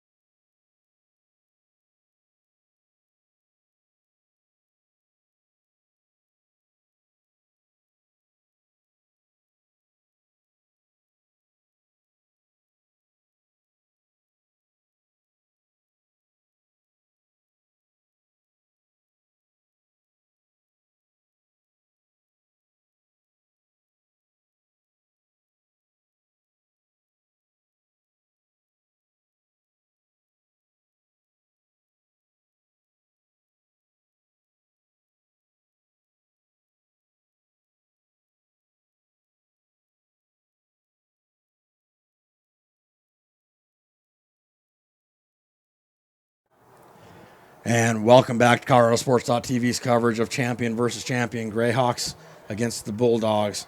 The injured player did get up on his own power and walked himself to the sideline, so that's a good sign. And Julian Banks is in a shotgun formation. Who has got 2 receivers left? Or is that 3? No, he's got 2 left, 1 right. Tight end on the right side? This is their deuce formation. The deuce formation, yes. Deuce. And join us on the mic is Domingo Prince, assistant head coach for the Inglewood Eagles. Big run and big hit on that play. But running back found a hole, gain of about, what are you looking, about 5 or 6 yards on that play? Hey, thanks for joining us, Domingo. Appreciate having you. Oh, thank you. I appreciate being on. Now, y'all had an event today, didn't you? Yeah, we had a scrimmage today against the Denver Pirates. Oh, that's right. Jacoby was in here earlier a little bit, told us about that. Yeah. Sounds like you guys had a pretty good scrimmage. It was about even both ways. You know, we had a 10-play series. Then we did some 10 down on the goal line, defense, offense. You know how it goes. Yep. Just getting a little work in for both teams. We're both pretty young teams, so we're both trying to build and get the work done and keep it moving. Well, after the handoff, Chad Carey gets about 2 yards on the run. And, well, okay, they're running the clock now. Now, you guys open up in a couple of weeks. Who do you got coming? The Panthers. Panthers. Panthers will be the first team on the schedule. You're away on that one, aren't you? Yes. You know what? I don't know if you know this, but Booby booked Colorado Sports TV. Did he? That game, yeah. Oh, so good. We'll be live on that one. Both him and Vic decided to come out of pocket a little bit to help get that on there. So that's awesome. Well, Colorado Sports World TV will be there my for that 2 first showboaters, they should do a little bit more to help promote the team. So we'll be there. Bunch formation, 2 to the left, 2 to the right. Julian fades back. Here comes the pressure. He steps up into the pocket, finally gets rid of it. It's low and incomplete. He had a receiver open there, but the pressure was getting to him. Yeah, the pressure got to him that time. You know, Julian usually throws pretty good off the run. Yes, he does. That one there, he just let get away from him a little bit. And that's going to bring us to, it should be second down, no? No, it's third down now. That's what they're saying. 3rd and about 4 for the Greyhawks. It's still 28-6 with 10 minutes, 22 seconds left in the second quarter. All right, waiting for the Greyhawks to break their huddle. And, it looks like after. Oh, I didn't see a penalty. Did you guys see a penalty? I didn't see a flag either. I didn't see a flag. I just must just do a flag. Well, look at this chain crew. What are they doing? Okay. I guess the chain crew was probably off last play. Looks like the stick didn't move, so. Oh, there they go. Now they're moving it down. Now they're doing it again. Yeah, so now we've got 1st and 10 for the Greyhawks at the Bulldogs' 25-yard line. And Julian Banks is going to spread them out a little bit with 2 receivers to the left, 1 to the right, tight end right side, 3 down linemen front. But here comes the blitz up the middle. There's a snap. We blew the whistle. Play dead. Let's see False why. start. Yep. False start. Greyhawks jumped a little early there. That's going to push them backwards. And I guess that's going to help the Bulldogs a little bit here. Now, to the Bulldog fans that have been watching, I've got a lot of things that I'm looking at while I do this game, but I am going to start watching the chat that you guys are watching. So if you have any questions or things you'd like to say, just let us know. Put the comment on the YouTube channel that we're on, and we'll talk with you. All right. Julian's going to spread them out. 2 receivers to the left, 2 to the right in a shotgun formation, 3 down linemen, 2 safeties over the top. Waiting for the snap is Julian. Here comes the pressure up the middle. It's blocked. Julian's got time. Moves up in the pocket. Guns it down. Did he catch it? No. They're saying incomplete. He let it go through his hands and hits the ground. So that's going to take it to 2nd and 15 for the Greyhawks. That was a good pass by Julian. Oh, yes, that was a very good pass. He drove. He put some power behind that. Just didn't get there. Well, the receiver needed to maybe execute a little better on that one. Oh, yeah, he should have been able to get that one. Shoestring catches are really good. Now, you both have the Greyhawks on your schedule, don't you? Yes, Yeah. we have the Greyhawks the last game. It's the only game I know when we played, week 5. Week 5. Week 5. And you knew it was the last week of the season. Yes, Everybody knows when they're going to play these Greyhawks. Oh, yes. Yeah. We got to get prepared for the Greyhawks. Oh, yeah. Well, you know, when you are the champion, everybody wants to come at you, right? Oh, yes. That's the way it should be. All right, Julian is still trying to get the offense set here. And finally, it looks like he's sending 3 receivers to the left, 1 to the right in a shotgun formation. We're still in the 3 down linemen front. 2 safeties over the top for the Bulldogs, waiting for the snap. He gets it, handoff up the middle, trying to find a hole. Finally breaks through and gets tackled down there, gain of about 3 yards. So that's going to take us to, does that look like 3rd and 3? I believe it's 3rd and 3. 3rd and 3.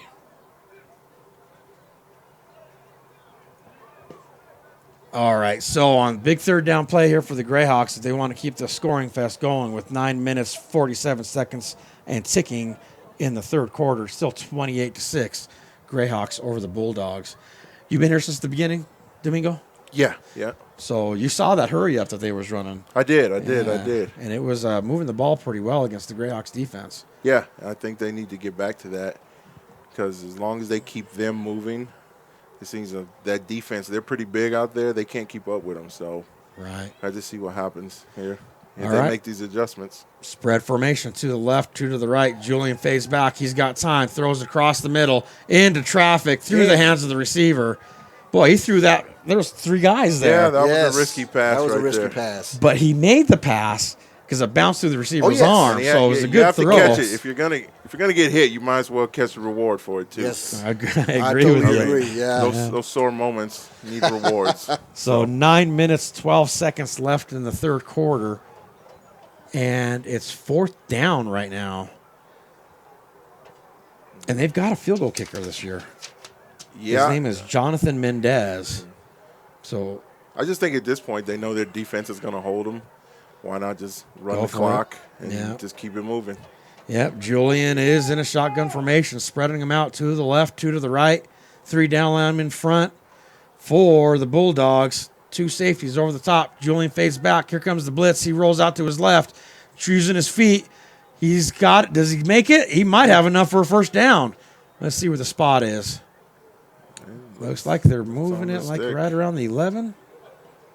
Yeah, it looks to be the 11-yard line. That should be good enough for a 1st down. Oh, but the Bulldogs think they stopped him. And they did. On 4th down, Julian tried to make a play, just couldn't get his Couldn't get footing there, couldn't quite right get where it there. needs to be. They forced him out of bounds. Running out of real estate, the quarterback, you do not want him to take that kind of shot, though. That was A big shot. He reached. He did what he could do, and that's all you can expect from your quarterback. So turnover on downs for the Kansas City Bulldogs, and that's exactly what they need if they want to get back in this game with 9 minutes, 3 seconds left in the 3rd quarter. Well, now we got to hope they're getting at a hurry-up offense, and they start spreading the Greyhawks out and using their size against them and matching them up with their speed. You know, and that quarterback, Baron Bradshaw, did a pretty good job of finding those holes at the end of the 2nd quarter. So let's see if he can do it again. Max protection, receivers left and right. Greyhawks are in a 3 front now. No, that's a 4 front. That guy's just far outside. Waiting for the snap is Barron. He's got motion. Oh. And the Greyhawks jump. They're going to blow the whistle. And one line judge is saying I think false that's start. false start. Yeah, it's a false start. One of False those start, running backs Kansas City. moved. Well, can't that running back make that motion from the backfield? He should have kept moving is what he Yep. should have did. Oh. He flinched instead. Yep. If we teach our guys that all the time. If you jump, just chop your feet, move to the side, do something. Do not just flinch and stop. Greyhawks remains 1st and 10. They called it offside against Really? the Greyhawks is what All they right, ended up well, I doing. guess they got the favorable call. Yeah, they got the All favorable right. call on that one. That's good for them. Yeah, Because they need the yardage. Just 5 more yards is going to make it 1st and 5 for the Bulldogs. And look, they've got a heck of a run back to the line of scrimmage now as they're huddled up right around the 2-yard line. it's getting chilly out there, Eric. Oh, yeah. Is it really? Yeah, it's So good. that's a nice little warm-up. Well, you know, they got this heat on in here, and I have no idea what the weather's like out there. Shotgun formation, receivers left and right. There's that motion. Takes the snap. Blowing it dead again. Kind of self-destructed a little bit. So let's see if that was false start this time. Yep. Yep, they're putting it against the Bulldogs, so They gave that one back. yep, they sure did. And we still have 1st down. But where's that spot now? Right back to the original line of scrimmage? Yeah. Yep, it sure is. So we're going to be looking at 1st and 10 for the Bulldogs with 8 minutes, 56 seconds left in the third quarter. Barron breaks the huddle. One of the fans thinks that number 88 jumped. I shout you out, man. What's your name, bro? Look at that name. Yeah. I'll just call you Smokey.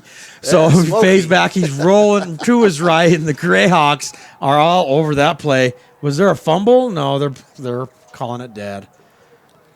So the run to the right looks like a loss on that play of maybe 2 or 3 yards. You know, this is really familiar looking at the Greyhawks. This is one of those games where at this point in the game, this is where they start to jump on you. And you have to maintain your focus. And you have to not get rattled. And you just have to keep the score close. I mean, they have what they have, and you're just going to have to hold on. But this is one of those points where these defensive linemen know what you're doing. They're putting their hand in the dirt, and they're just firing off that ball. And I'm worried it's going to get a little bad here. Yeah. Well, with 8 minutes, 4 seconds of ticking in the third quarter, the Bulldogs need to make something happen because that was a loss on that play. So you're looking at about 2nd and 12. So Barron breaks that huddle. He's going max protection, receivers left and right. Tight end on the left and on the right. So waiting for the snap. Gets it, fades back, throwing it to the right. It's caught. He makes a move, makes somebody miss, busts right some more, stiff arm. Nice run. Keeps him going. Where's that spot? I think it's going to be short of the first down. Let's see where they spot it. No, they're moving the chains. That was good enough for a first down, and there's a late flag. 2 late flags. That's probably going to be a personal foul, I'm going to guess. That, or I think that's a sideline warning because there was a couple of Greyhawk players surrounding that ref. And remember in the league meeting, we talked about that. Right. We have to handle these refs with a little bit more respect. They're working just like we're working out there. You know, normally when I say sideline warning, it's just the side judge that throws the flag, but there's a side judge and the umpire threw a flag on that one. There's 2 flags in the air. And they're walking it against the Greyhawks. Yes, it must be against the Greyhawks. And they're writing a name down here. Did he make the call yet? No, the white hat's still making a call. So let's see what he says. Unsportsmanlike conduct against the Greyhawks. That's a 15-yard variety, and the Greyhawks just helped the Bulldogs move the ball further down the field. So we're going to be looking at 1st and 10 at the Bulldogs. What is that, 43 and a half. There's a snap. Bad play. Quarterback keeper rolls out to the right, pushes forward, lowers his shoulder on the defender, and gains positive yardage for the Bulldogs. It looked like he was trying to hand it off, but the running back was on the other side, so he just decided to keep it and did what he needed to do. What is that, a gain of about 4 or 5 yards on that play? Yeah. So that's going to take it to 2nd and about... Here they come with that hurry up again. Yep. And the Greyhawks have to hurry up to make their substitutions before that snap is made. Spread formation, 2 receivers left, 2 receivers right, shotgun fading back. Barron's got time, throws it deep over the top. Defensive back makes a play on that, gets in the way. Boy, if you could have got that deeper, that would have been 6. That was 6. The receiver was behind the defensive backs, yes, and Barron just could not get it over the top of them. Close play there. Very good. So that stops the clock at 6:48. And that gives the Greyhawks a chance to substitute. And that's what you didn't want to do. Yes. That's why you want to get in that hurry up, because you want to run these big boys down. Yes. Very, very true. All right, we're spreading them out again as Barron, 2 to the right, 2 to the left, 4 down linemen front. They've got 2 safeties. No, it's a single safety over the top now. Barron's audibling. He saw something. Waiting for the snap. Here we go. Takes it, fades back. He's got time. Moves out to his left, trying to direct some traffic. Going to fade back the other way. Is he going to be able to get away? Cuts back right. He's making people miss. Using his feet. He's still behind the line of scrimmage. Cutting back the other way. The Greyhawks are trying to make a play.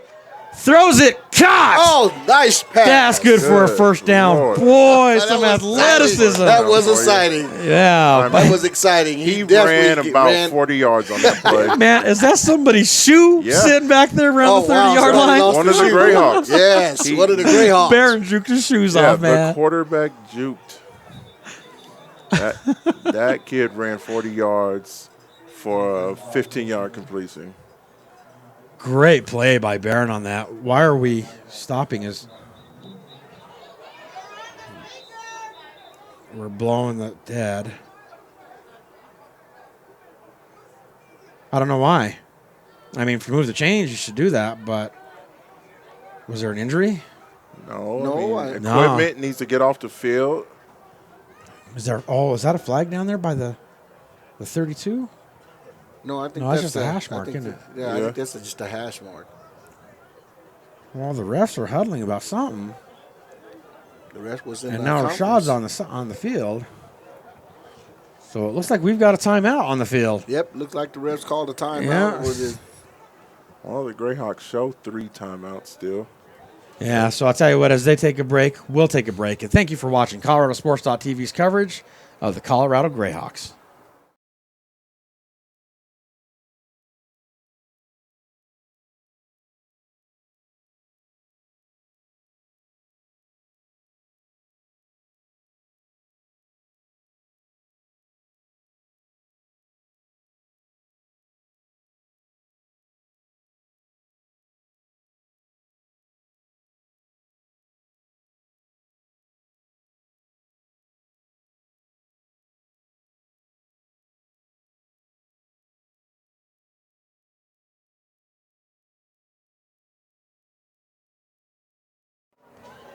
And welcome back to ColoradoSports.TV's coverage of the Greyhawks versus the Bulldogs. And we've got 1st and 10 at the Greyhawks 40-yard line. Barron's spreading them out to the left. One to the right. Is there 2 to the right? No, 1 to the right with the tight end, it looks like. And, well, the White Hat's stopping them for some reason. We're stopping the clock again. And I guess the Bulldogs have taken a timeout. So, I tell you what, as they break, we'll break. And again, thank you for watching Colorado Sports TV's coverage of the Colorado Football Conference.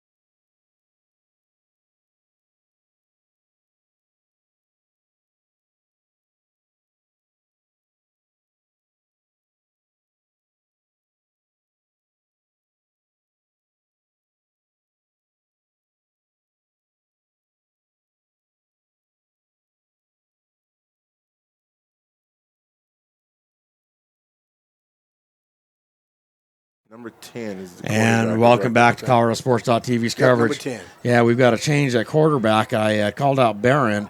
Looks like number 10, Ryan Johnson's in. Handoff, bounce outside right. He's got room. Tries to cut inside. Finally brought down. That's a nice play that gives the Bulldogs another first down.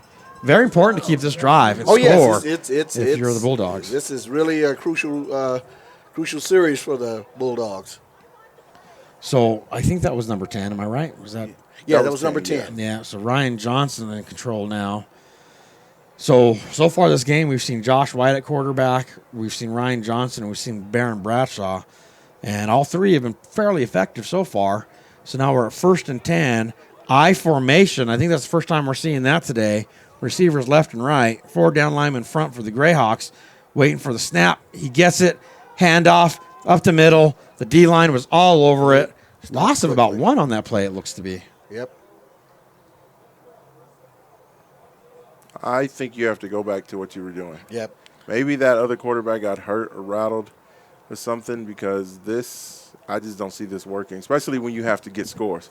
You need to be running a fast-paced offense. Yes. I would Speeding it up. probably be in my 2-minute drill for the rest of this game. Exactly. Because I need to capitalize on every opportunity. Yes. The Greyhawks are capitalists. They will capitalize on your mistakes. That is how they get smell by. blood in the water, they're going to come after you. Yes, sir. Okay, somebody's telling me that's number 4 out there, Josh White, at quarterback. That's, But I can't number. see his number. It looked like 10 to me. All right, pro set. 2 running backs in the backfield. that's a It 10. is 10. Fading back. Here comes the pressure. He gets rid of it. Batted Yep. down. That'll be incomplete. And that'll take us to 3rd and 10 for the Bulldogs. You know what's interesting?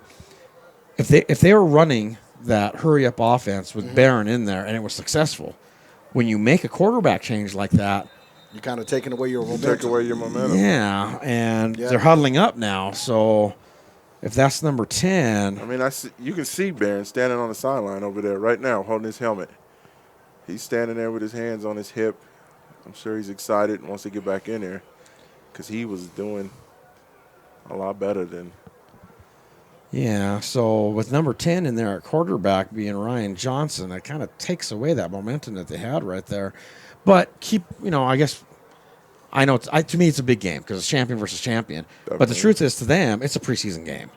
So Okay. maybe they're taking advantage of the opportunity to give each one of those quarterbacks Reps, a see chance. what's going on. Yeah. So, giving them each a shot at it and seeing which quarterback is going to make the most plays. But I believe that number Bradshaw, I believe he was basically really field general there. He was running the offense pretty well. So, and I think with the hurry up offense, I think he was doing pretty well. I just think they should never have changed that. I think they should have stayed with him. But again, I understand that they want to make sure that they get all their quarterbacks some work and continue to keep a fresh quarterback out there. But I just think it wasn't a good idea. Well, they keep number 10, Ryan Johnson, in the backfield, and he spreads them out 2 to the left, 2 to the right, fades back. He's got time. Tries to do something with his feet. Here comes the pressure. Moving forward. Gets past the line of scrimmage just barely. Boy, that sure was a lot of dancing to gain about 1 yard on that play. I believe a couple yards on that one. Considering he was in shotgun to begin with. Yes. Yeah. But he actually did some pretty nice footwork back there to make some pretty nice footwork. make the defender like freeze and statue up. But so this is a big 3rd down play right now. Oh, actually, this is 4th down. So we're looking at 4th and 10 for the Bulldogs with 4 minutes, 2 seconds, and ticking on the clock. They're still down 28-6 against the Greyhawks. Looks like we've got a late substitution on offense for the Bulldogs, and I think they're going to go for it. Yeah, I think they're going to go for it. I see no reason why not to. Yeah, you got to try to put some points up. Preseason or not, it's a long drive back to Kansas City. That's true. I can't see if that's still number 10 back there, but the quarterback spreads them out 2 to the left, 2 to the right. 4 down linemen There's front number for the 4 Bulldogs. this time. They point back with They came with number 4? Yep. Fades back. Bullet should have been caught. Hit the receiver on the stride. The receiver couldn't complete it. So Josh White, that was a good throw. Yeah, that was a good throw. On 4th down. He has some funk behind that ball. He's been throwing. He has man. some His mustard. receivers have let him down today. Yes. 'Cause if they were Spears, boy, they would have hurt. That they would have. But that incompletion makes it a turnover on downs, and the Colorado Greyhawks will take over 1st and 10 at their own 28-yard line, it looks to be. Now, interesting series there by the Bulldogs. Oh, yes, You know, interesting. Very interesting. change the quarterbacks the way they did. I think we saw all 3 quarterbacks in that series, didn't we? Yep. All 3. Yeah, we sure did. But I sure like that arm on that number 4. Very impressive by Josh White. So let's see if the defense can step up and stop the Greyhawks from driving down the field with 3 minutes, 23 seconds left in the 3rd quarter. Notice the Greyhawks have not made a quarterback change this game. They That's how haven't. serious they're taking this game. Yeah. Spread formation, 2 left, 2 right, handoff up the middle. He's got a little bit of room pushing the line backwards and finally brought down, but not until he gains about 5 yards on that 5 play. yards on that. Didn't see who the runner is, but just look at the roster. The Greyhawks running back situation is phenomenal. They've got Nate Guillory. They still have Cam Smith. They have Chad Carey. Just like last year, they have a whole bunch of good running backs on their roster. And then with Julian Banks and Steven Mamuzic and Yes. Sean Boyd, it's an offense to be reckoned with.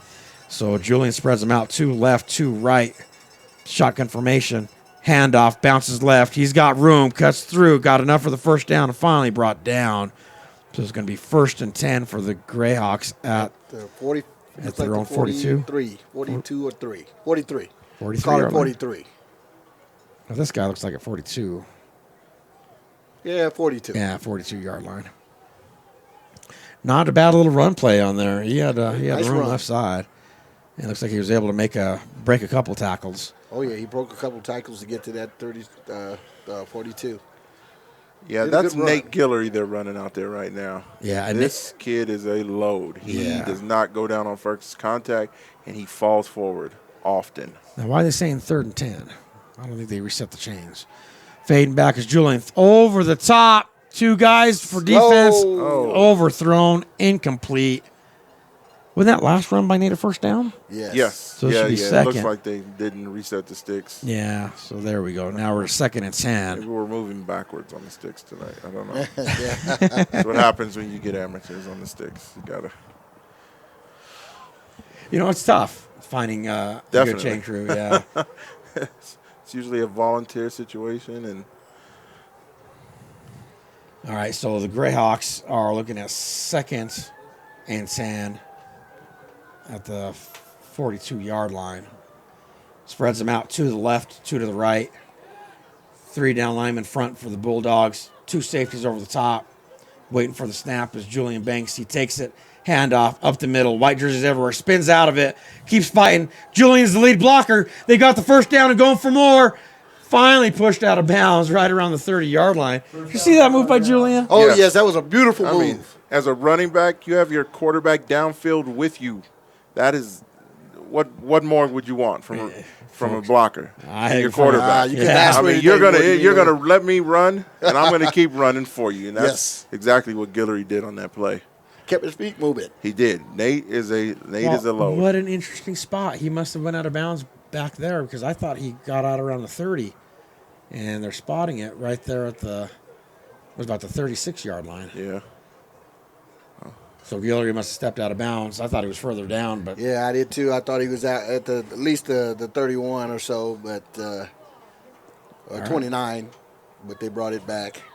He must have stepped out right out around 41, 42. there's a snap, handoff, up the middle, patient, pushes forward, gain of about 5 or 6 yards in that play. Yeah, that inside trap for them is so good. Yes. And that's exactly what they do. They pulled that guard right there and just ran right inside. I mean, when you have hogs like they got up front, you can do that. You can trap, create that bubble, and somebody like Guillory is going to find those angles and going them to find holes. those holes, going and to he's find gonna those get in there. creases, and going to get through there. All right, so Julian breaks the huddle. Looks like he's spreading 2 receivers out to the right, 2 to the left, shotgun formation, 3 down linemen front for the Bulldogs, 2 safeties over the top. Julian waits for the snap. There it is. Might as well hand it off, and that's what he does, and that's going to be good enough. Oh, is he going to be short? That should be good enough. Let's kind of see what the spot is. Yeah, that's a tough spot there. That's a tough spot. Yeah, they gave him a tough spot. Nate Guillory with the run. This number is some 28. inches. They're moving the chains. Oh, they go. Yep, they gave him the first down. You know, these angles sometimes. Yeah, from up here. So a good first down play there for Nate Guillory. He had a phenomenal season last year with the Panthers. And for him to be on the Greyhawks now, it's just going to maybe help him get to that next level because they're looking really good right now with Nate Guillory. All right, that ends the third quarter. We're still at 28-6. Greyhawks over the Bulldogs. And as they take a break, we'll take a break. And thank you for watching ColoradoSports.TV's coverage of the Colorado Greyhawks.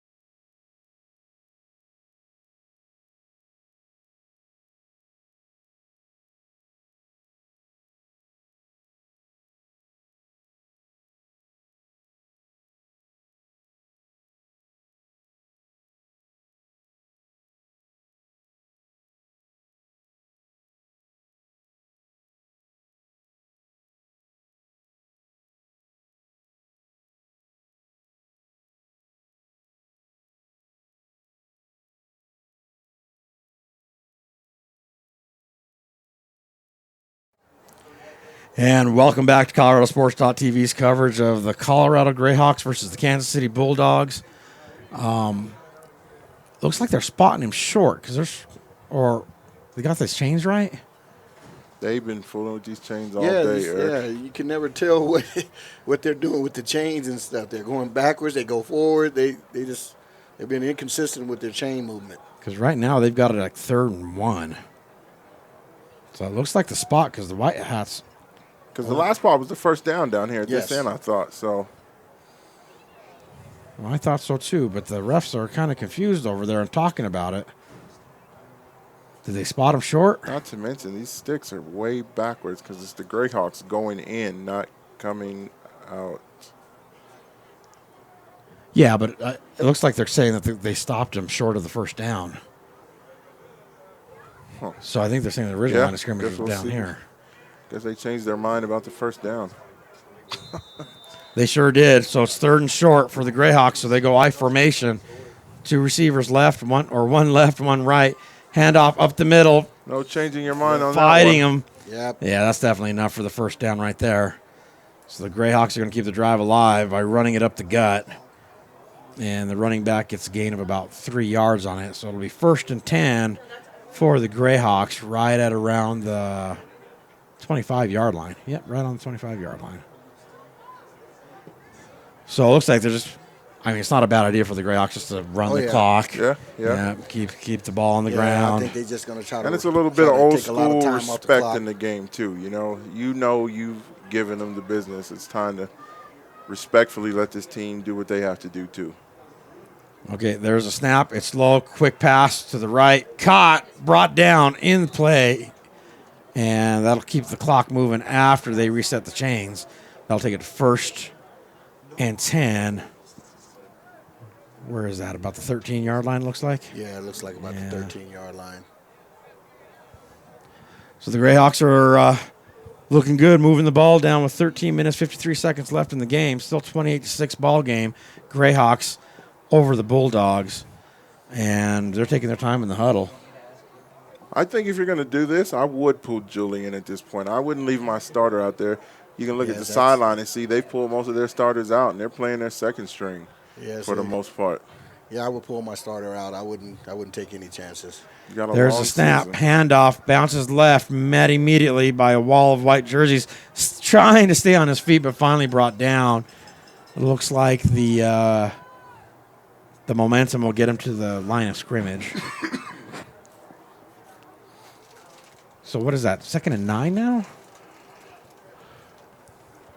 Yeah, these chain guys are confusing me. Oh, yeah, very confusing. Because wasn't that the first down play? Yes, I so thought it was. So should have been 1st and 10? Yes. But the ball spots at the still at the 13-yard line. Yeah, it looks like he got it. He's got it right now. So now it thinks it's the 2nd and 10 for the Greyhawks. And Julian's taking his time in the huddle as the clock ticks at 12:44 and ticking. Finally breaks the huddle. And it looks like he's going to that pistol again. 2 receivers left, 1 to the right. There's a snap, handoff, pushed up the middle, met at the line. Comes a wall of white jerseys to finally bring him down. Now, it looks like he gained about 2 yards on that carry. Now, I know both of you watched the Greyhawks last year. Yes. And what I'm noticing here is 28 points in the 4th quarter is a change for them. Normally, they've got at least 30, 40, sometimes 50 points up by now. Yes. But this is a championship team. The Kansas City Bulldogs won the Midwest Football Alliance Championship last year. But they're still looking good. It's not their normal stuff. I think it's preseason. I think they've missed a few big plays. The Greyhawks are a team that capitalize on their big plays, their coverage breakdowns. Yes, and if they smell that, like I said, if they smell that blood in the water, they're coming. So we still have something to worry about later on here, Eric. I'm sure. I think they'll round out in the shape here real soon. Okay, spread formation, 2 to the left, 2 to the right, 3 down linemen front for the Bulldogs, takes a snap, moves up in the pocket, rolls out to his right, trying to wait for somebody to get open, gets rid of it, bobble. Did he catch it? No. Incomplete. No, the receiver had it in the end zone, bobbled it, couldn't come down on it. That would have been another 6 points for the Greyhawks. That's a little hard, moving to your right, Yes. throwing back to your left with a receiver who's moving left. But he made the throw. He Yeah, made he the made throw. the throw. He got the listen, throw there. It just was Julian bobbles. can throw at some angles, but, when you momentum.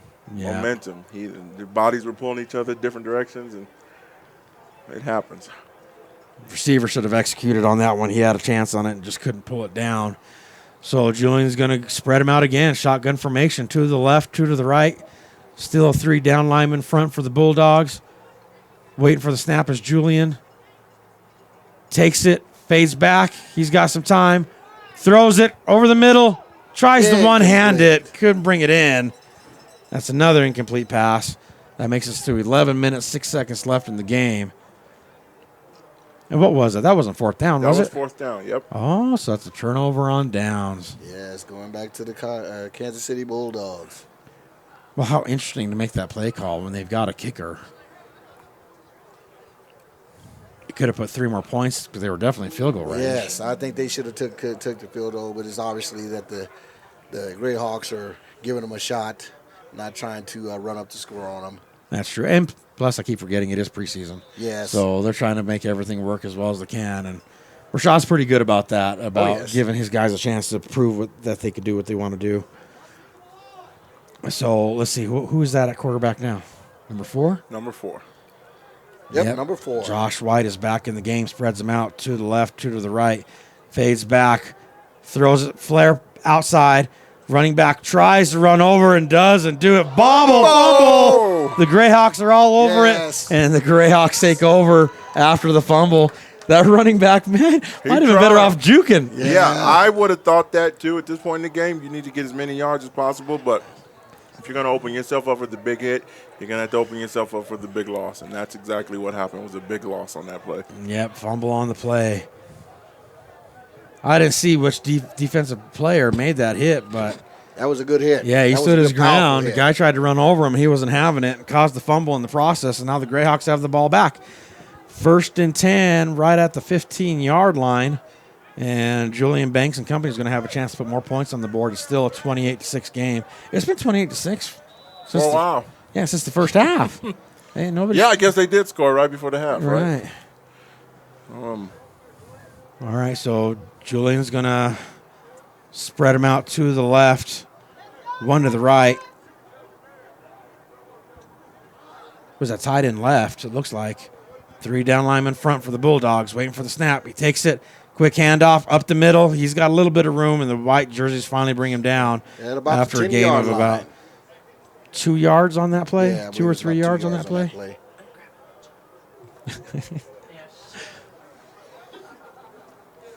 All right, so that's going to keep the clock running at 10 minutes 34 and ticking.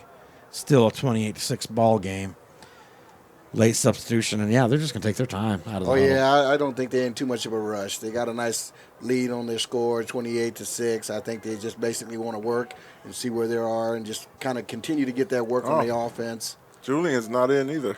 Can you see who that is? Julian's standing down here, so number 6. I think that's number 6. Oh, fumble. Wobbles the snap, rolls out to his left. He's trying to keep it, and the white jerseys are all over him. Getting him out of bounds. Yeah, you know who number 6 is. That's Mondo. Oh, Mondo. Mondo Delgado. Okay. Yeah. I'd like to say hello to my lovely wife. She's been down there in the cold, so I wanted to get her out of the cold a little bit. Is it cold out there? Is it? Kerry Sturgeon is in the box right now trying to warm up. So looks like a loss of about 5 yards on that play. I think he was just basically trying to get out of bounds. You know, Mondo's a good quarterback too. Yes. Yeah, we've all seen him over the years. Yes, he's definitely a good quarterback. All right about that. Is that number 6 out there? Yes. Good. All right, so we're going to start the clock. We got 10 minutes and ticking left in the game. Mondo, Ray Delgado in at quarterback, spreads them out 2 to the left, 2 to the right. 3 down linemen front for the Bulldogs. Waiting for the snap is Mondo. It's low. Low. He has to get on it. Oh, Boom! and he's tackled immediately. Yeah, wall of white jerseys all over him. So that's 2 plays for Mondo and 2 big losses for him. Yeah, 2 big losses in yardage. That's not what you want to see. You want to get that when you ball get your up. chance out there. Yeah, you want to get that ball up as immediately as you can. But that was a low snap. Oh, yes, it was a low snap, and I think he did a good job just getting on it and just going on and taking the sack on that one. So is that fourth down now? It looks like fourth on the That sticks. should be fourth Yeah. and a mile. Yeah, it's like fourth 20. and Fort Collins here. Yeah, fourth and Oh, 20. yes. They got a long way to go, fourth down. So, I mean, with them getting that fumble, all they've done is really gone backwards. So let's see what Mondo can do, spreading them out to the left, to the right. Big fourth down play for the Greyhawks with 8 minutes, 51 seconds of ticking on the clock. Waits for the snap. Good snap. He gets it, There we fades go. back. Here comes the pressure, throws it over the top, Oh, into coverage. and it's Incomplete. Incomplete. Boy, there was triple coverage over there on that receiver. Oh, yes. And the defense That stands should have been strong. an Good coverage. interception. That should have been an interception. Yeah, it should have been intercepted. 3 guys running to get the ball, hit Oh, each yes. other, and nobody got the ball. But for them, I think this is better. It wasn't an interception. They get the ball in pretty good field position. Yeah, Let's see what they can do with it now. better than they would have if it was a touchback. Definitely. Yeah, so the receiver- Someone's out there doing push-ups. Yeah. I think that's everybody's old favorite, Weldon Guillory. That is Yeah, Weldon. That isn't is it? Weldon. I used to play against Weldon. That's how long he's still been playing. Wow, that's a long time. Yeah, man. he's We been were- in this league a long time. Back when the Titans and the Pirates were fighting for championships every year. All right, do we still have number 4 out there? It looks like we do. Yeah, Josh Wright spreads them out to the left, 2 to the right, waiting for the snap. He takes it, fades back. Here comes the late blitz. He tries to move up in the pocket. And Greyhawks he's are all There over it him. Yeah, they're all over it. Now that's an old favorite, Weldon Guillory. Look at him. Yeah, Weldon That's makes the that's play. his look. He sacks him. He looks at the sideline. That's what he does. Not bad for a 104-year-old guy. Yes, Oh, yes. sir. Man, that makes you think, don't it? Weldon's been a part of this league as long as I've been in this league over a decade. Oh, wow. And he's been playing that long, if not longer. How long were you playing? I played for about 12 years, and he was here about 4 before that. So, Wow. yeah. He's still out Guy's there. ancient, huh? He recreated himself. He used to be a bigger guy inside, a little bit of strength. Now he's got good hands, lost a little bit of weight, plays that linebacker spot really well. Yeah. He's smart is what he is at this point. I think at Yeah. a certain age Yes. you lose a little step. Yep. But he's managed to keep it upstairs. That puts himself in great positions and his teammates. All right, that was a good completion, but that's not enough for first down. It's going to take us to 3rd and 8 for the Bulldogs. Spread formation, 2 to the left, 2 to the right.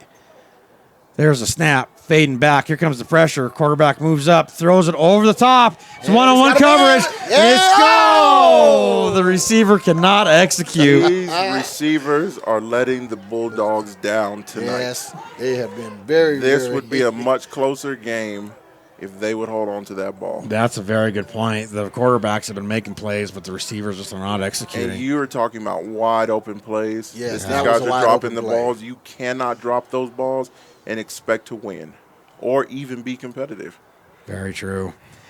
And this number 4, has made a couple of really good throws. really good. And that was a perfect throw right on the Yep. number for Josh White. Just dropped it. The receiver just let him, and I think that might have been 6. That would have been yes. 6. That would have been 6. That would have been 6. Because he put it out there in front of him. All he Oh, had to yes. do was keep running. Yeah. and catch the ball. That's it. Catch the ball, then keep running, right? I think I preach that in practice all the Yes, time. catch the ball first. Like, did you wait for the ball? Coach, I was trying to make a play. No. Catch The the ball. ball. Listen, 3 yards is better than none. Very true. All right, so we're going to spread them out, 2 to the left, 2 to the right. Shotgun formation. There's the snap. Here comes the pressure. Moves up into the pocket. Rolls to his left. Oh, Fumbles and on the he ground. The fumbled the ball's ball. on the ground, and the Greyhawks recover it. Oh, He tried to stay on his feet, but he Left put the the ball ball on the on the ground. And, That's not yep, good. the Greyhawks are going to take over after that fumble. oh, it looks like we got a player slow getting up. It's a big guy. Yeah, Yeah. Sometimes they're just slow getting up. Yep, it is especially in time. the fourth quarter. Yeah, that's just. I was one of those big guys.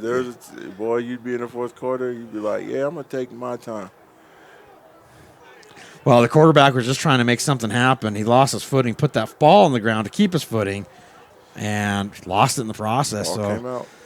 Yeah, so now he the just Greyhawks are actually going to take put the ball over. on the ground and left it there. He realized he didn't have it in his hand, and he was already being tackled, so he just left the ball. This has to be a tough game for Josh White. Yes. He's done a very good job today throwing the ball, leading his team, marching them down the field at times, and his surrounding cast has kind of let him down. Yeah, they let him But down big luckily, time it's a today. preseason game, and this is what you play these games for. This is why we played our scrimmage today against the Pirates. It's just trying to get this work in so that we can be the best athletes and put the best athletes on the field every game. And now they have something to go home and think about and talk about. Long and get ride back work to Kansas on. City, though. Plenty of time to talk about this. I'd sit all my receivers next to me and say, let's talk. Well, it looks like the Greyhawks have put a lot of substitutes in right now. Their line seems about to be the only thing that's the same. They've got new. About a week ago. Well, He's a very good quarterback. He's very powerful. He's got a good arm. He's got good fundamentals. I think he's going to be a great quarterback in the league. all right. Well, we're looking at 2nd and 11 now for the Greyhawks after that carry. They haven't done much with these turnovers, but go backwards. Yes. That's a little surprising for me. Even with their substitutes, they're pretty stacked with talent. So, And Mark is an excellent quarterback. He's got some great skills. Well, Mark goes under center, 2 receivers right, single back formation, 1 receiver to the left, waiting for the snap. He gets it, going to throw it, can't find it. White jerseys all over him. That's a sack for the Bulldogs.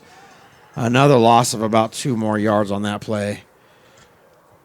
I don't think whether it's preseason or not, Rashad is going to be happy with his negative yards on these 2 turnovers. Yes, I think you got to consider that. I know Rashad. I played for him, and I'm pretty sure he's going to have an earful for him. Oh, yes. No matter what kind of game you're playing, the Should idea never be negative is yardage. always to try to move forward Yes. and to capitalize on whatever you do, even if you're second string or third string. I mean, that could affect your depth on this team. Sure. This could affect if you play for them or not in this league, you know. So you have to execute on every chance that you get and try to put the best thing out there. All right, we're spreading them out, 2 to the left, 1 to the right, tight end on the right, 3 down linemen front, single safety over the top, high snap, fades back. Here comes the pressure. He gets rid of it. Oh, and a flag. There is a flag. I think that's going to be holding. Because there's a Kansas City Bulldog without his helmet, maybe illegal hands to the face. Yeah. That was I don't know what that pass was. It looked like one of those Jake Plummer left-handed things that had you screaming at the TV. Very good analogy, Domingo. Very good analogy. He was trying to be Joe Theismann. I can go way back. Joe was pretty good at that. You know what? The quarterback play for the Bulldogs has been impressive a little bit for me for all the different quarterbacks that have come in. The receivers are what they are. But to me, I think one thing that really impresses me about these Bulldogs is their sportsmanship. Oh, yes. I mean, they're down 28-6 with 5 minutes, 21 seconds left in the game, and they haven't got chippy at all.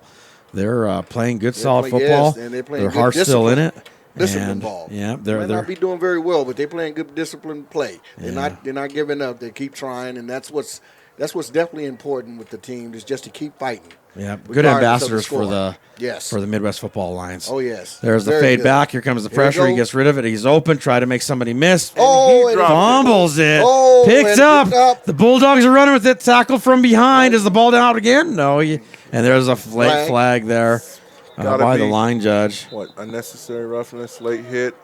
Those sideline plays are tricky. Yes, because you can barely see around those players. And you have to hold up line. sometimes, and it's just gets crowded down there. You know, agreeing with you about how Rashad is, about his second string and his third string, he has a lot of expectations. He's probably not a very happy person right now. His backups are kind of going backwards. Now they gave up the ball. Yeah, and you want your backups to be ready to play because they're one play away in this game that we love so much to being the starter. Yes. And you have to execute no matter what's in here or what's not in here because the Bulldogs are putting some of their second-team players in. So there's no reason for you to not be able to execute. And like I said, Rashad is an X and O's guy. We spent a lot of time looking at film. I know how he is. He's really anal when it comes to these kinds of things. So you have to know that he's upset moving forward. In 2 weeks, he has a season to start, and he wants the best team on the field at all times. Oh, it looks like they moved that ball backwards against the Bulldogs. The Bulldogs, so penalty on them.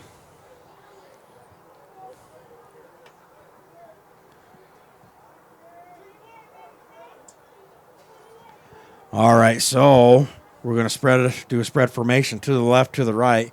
We're 5 minutes, 7 seconds left in the game. I can't see the number on that quarterback. Do we still have the same quarterback? That's Josh White still. Josh White is still in the game. I think they've settled in with this guy. I think he's earned his starting spot. Yeah, it looks good like to passer. me. He's got time. Throws it deep over the top. One-on-one. Can he make the catch? Overthrown. Just overthrown. Wow. I don't think he overthrew him. I think that receiver, like they've been doing all night, let him down on that play because he was holding that ball like that's where he was going. And I think that at this point in the game, as a receiver, you know that you guys are trying to go deep because you don't have any time to do anything else. So, again, I think the receivers have let Josh White down, and they have to regroup. They have to get it together. I think you're right. When you're in a play like that, it's the receiver's job to get underneath that ball and That's make the it. play. You have he's to got to go get get it. underneath that ball. He's got to catch that. Good arm, too. That was a good nice throw. 40, Very 50-yard pass down the field. He's proven that he can throw that ball. Yes, so he's got a good as a arm. receiver, you know you have to go get it. And these Greyhawks this Greyhawks secondary is letting the receivers get over the top on him. Quick throw, caught. Underneath. He needs a blocker. Tries to bounce outside. Trying to hold on to the ball. Big hit, and he does. But that's a first down play for the Kansas City Bulldogs. Right at the 31-yard line. So that'll move the chains. We're at 4 minutes, 39 seconds and ticking. It's still a 28-6 ball game. And we're going to go with the same formation, spreading them out to the left, to the right. There's a snap. Throw left. Caught. Nice catch. Nice catch. Brought nice down. catch. Flag in the backfield. Oh, It might be holding. Holding. Looks like holding. That's usually where the holding calls come from, the backfield. Well, let's see what the white hat has to say on it here.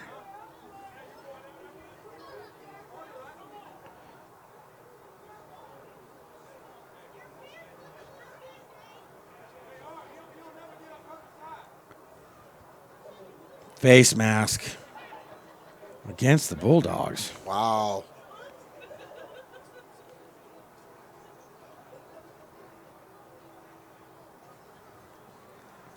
A lot of self-destructive plays, looks like. Yep. Yeah, they can't afford this right now. I mean, you're trying to just get – I mean, there's no such thing as moral victories, but you definitely want to have some kind of success before you walk off of this field. And 6 points before the half, and that's just not going to get it. You want to be able to build something when you go home. All right, well, let's see what Josh White can do here at first and forever. He spreads them out to the left, two to the right, out of a shotgun. There's the snap. Throws it to his left. Caught. Receiver's trying to bounce outside. He's got a cleanup block. Holding on by the back of the jersey, but finally brought down. Gets it right back to about the original line of scrimmage. Looks like he was tackled in bounds as the clock. No, they stopped the clock at 3:56 left in the game. Now they're asking to wind it.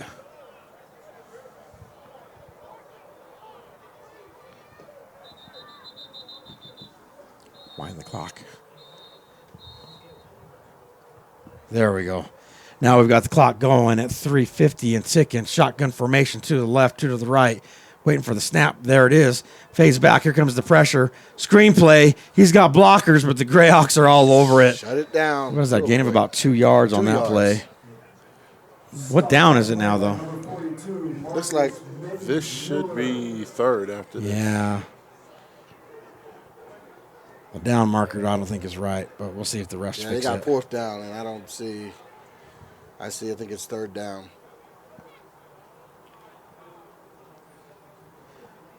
All right, Josh is going to keep him in a shotgun formation, two to the left, two to the right.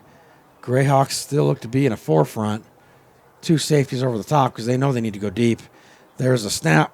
Quick throw outside. Caught. Spin move. Moving inside. Nice move. Waiting on his blockers. Here comes the Greyhawks. Yes. Finally bring him down. First down.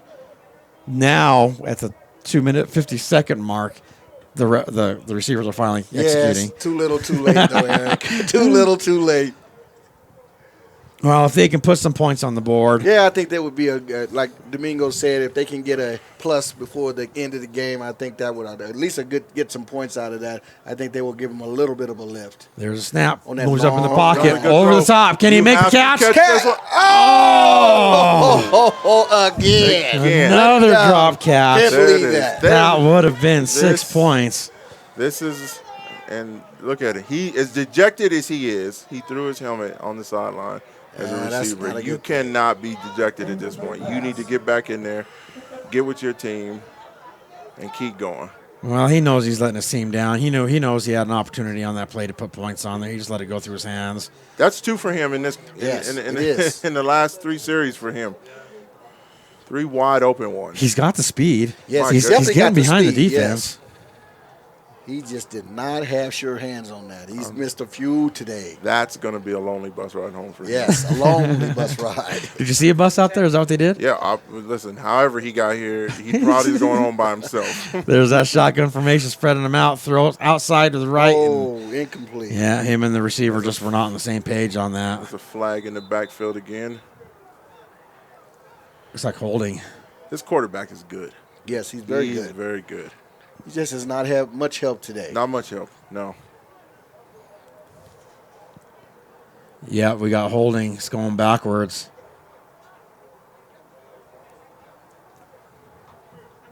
What down are we at now? With Yeah, the you got penalty, me. I believe it goes back to a third down. It should Oh, they stay. got it a second. Let's see Well, if that they change should it. be second. See, I Holy can't moly. make why they're not changing the They're down gonna, markers. they're gonna get 5 downs on this drive. Yes, I think so, Eric. So it's 2 minutes, 23 seconds left in the If game. that's the case, they better score. That's what CU did when they got their fifth That's down, true. right? That's true. I remember that. Shotgun formation. 2 to the left, 2 to the right. Motion out of the backfield. Flare pass outside. 1-on-1 coverage. Pushing forward. Finally gets knocked out of bounds. At about the 44 That- and a half yard line. Yep, that'll stop the clock at 2 minutes, 16 seconds.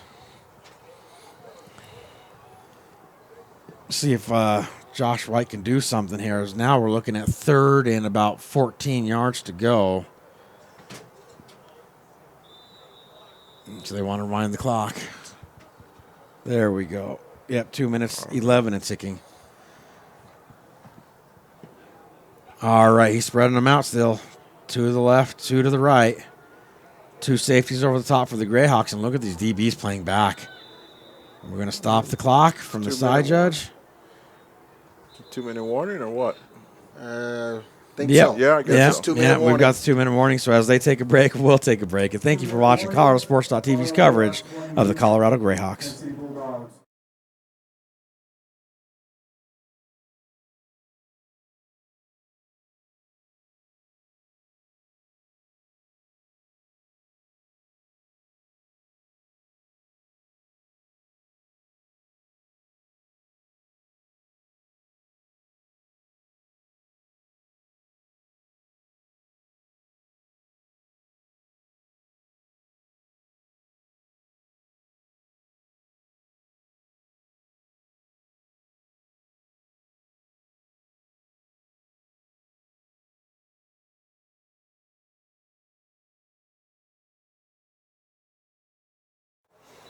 And welcome back to ColoradoSports.TV's coverage of the preseason event of the Colorado Greyhawks versus the Kansas City Bulldogs. It is a 28-6 affair with 2 minutes left in the game. And Josh White has had a heck of a game. At least he looks to have been throwing very well. Yes, he's been doing very well with his Yeah. throws. He just hasn't He'd had have much help. He'd have upwards of 300-plus yards. Yes, had if he they would caught have the help. ball for him. Well, it looks like the running back flares out. Josh rolls right, cuts back in, Nice. staying on his feet, going out to his left. He's trying to make his feet do all the work. Finally gets brought down. Nice little gain on that play. Yes, he moved his feet quite well on that one. Yeah, that guy's an athlete. Yes, Yeah, he has got escapability. Yeah, he can move. But he got tackled inbounds, which will keep the clock running. Or at 1:36 and ticking on the clock. I'd like to see And they this should be- guy Yes. get a score. Yes, I would He definitely deserves like. it. I'm definitely pulling for him to get a nice scoring play on this last minute 24 left. Well, he better do it now because it's 4th down with the minute 20 and ticking on it. Spread formation, 2 to the left, 2 to the right. Shotgun formation. There's a snap. Josh fades back. He's got time. Quick throw. That's enough for the first down. Receivers fighting for extra yardage. Finally gets brought down. Inbounds. The clock will stop to move the chains. But then it'll wind right away. So I'm sure they're going to go hurry up. And you know what? You might get your wish. Hey. Oh, yeah, he might get a score. Yeah, And I'm pulling for him. I'm actually pulling for him, hoping that he get a score. It's refreshing when you see good quarterback play in any semi-pro football league because quarterback is an elite position. It takes a certain mindset and a skill set. And since Jared played with the Titans, I've struggled to see consistent quarterback play. And this kid right here is showing some consistent quarterback play. Yeah, he just hasn't had much help today with his receivers. Well, there's that snap. He's got time. Throws it left. Caught. That right That's there is another his favorite first down target, play. it looks like. This tight end is tight end. not let him down. Yeah, his tight end has gave him a little help today. But his outside receivers have not gave him much help today. Well, he's got 39 seconds to try to put some points on the board, and he looks like he's heading that direction because that was a first down play. It's 1st and 10 right at around the 18-yard line of the Greyhawks. We're stopping the clock. We're calling a timeout. The Bulldogs are going to take a break, and as they do, we'll take a break. And thank you for watching ColoradoSports.TV's coverage of the Colorado Greyhawks.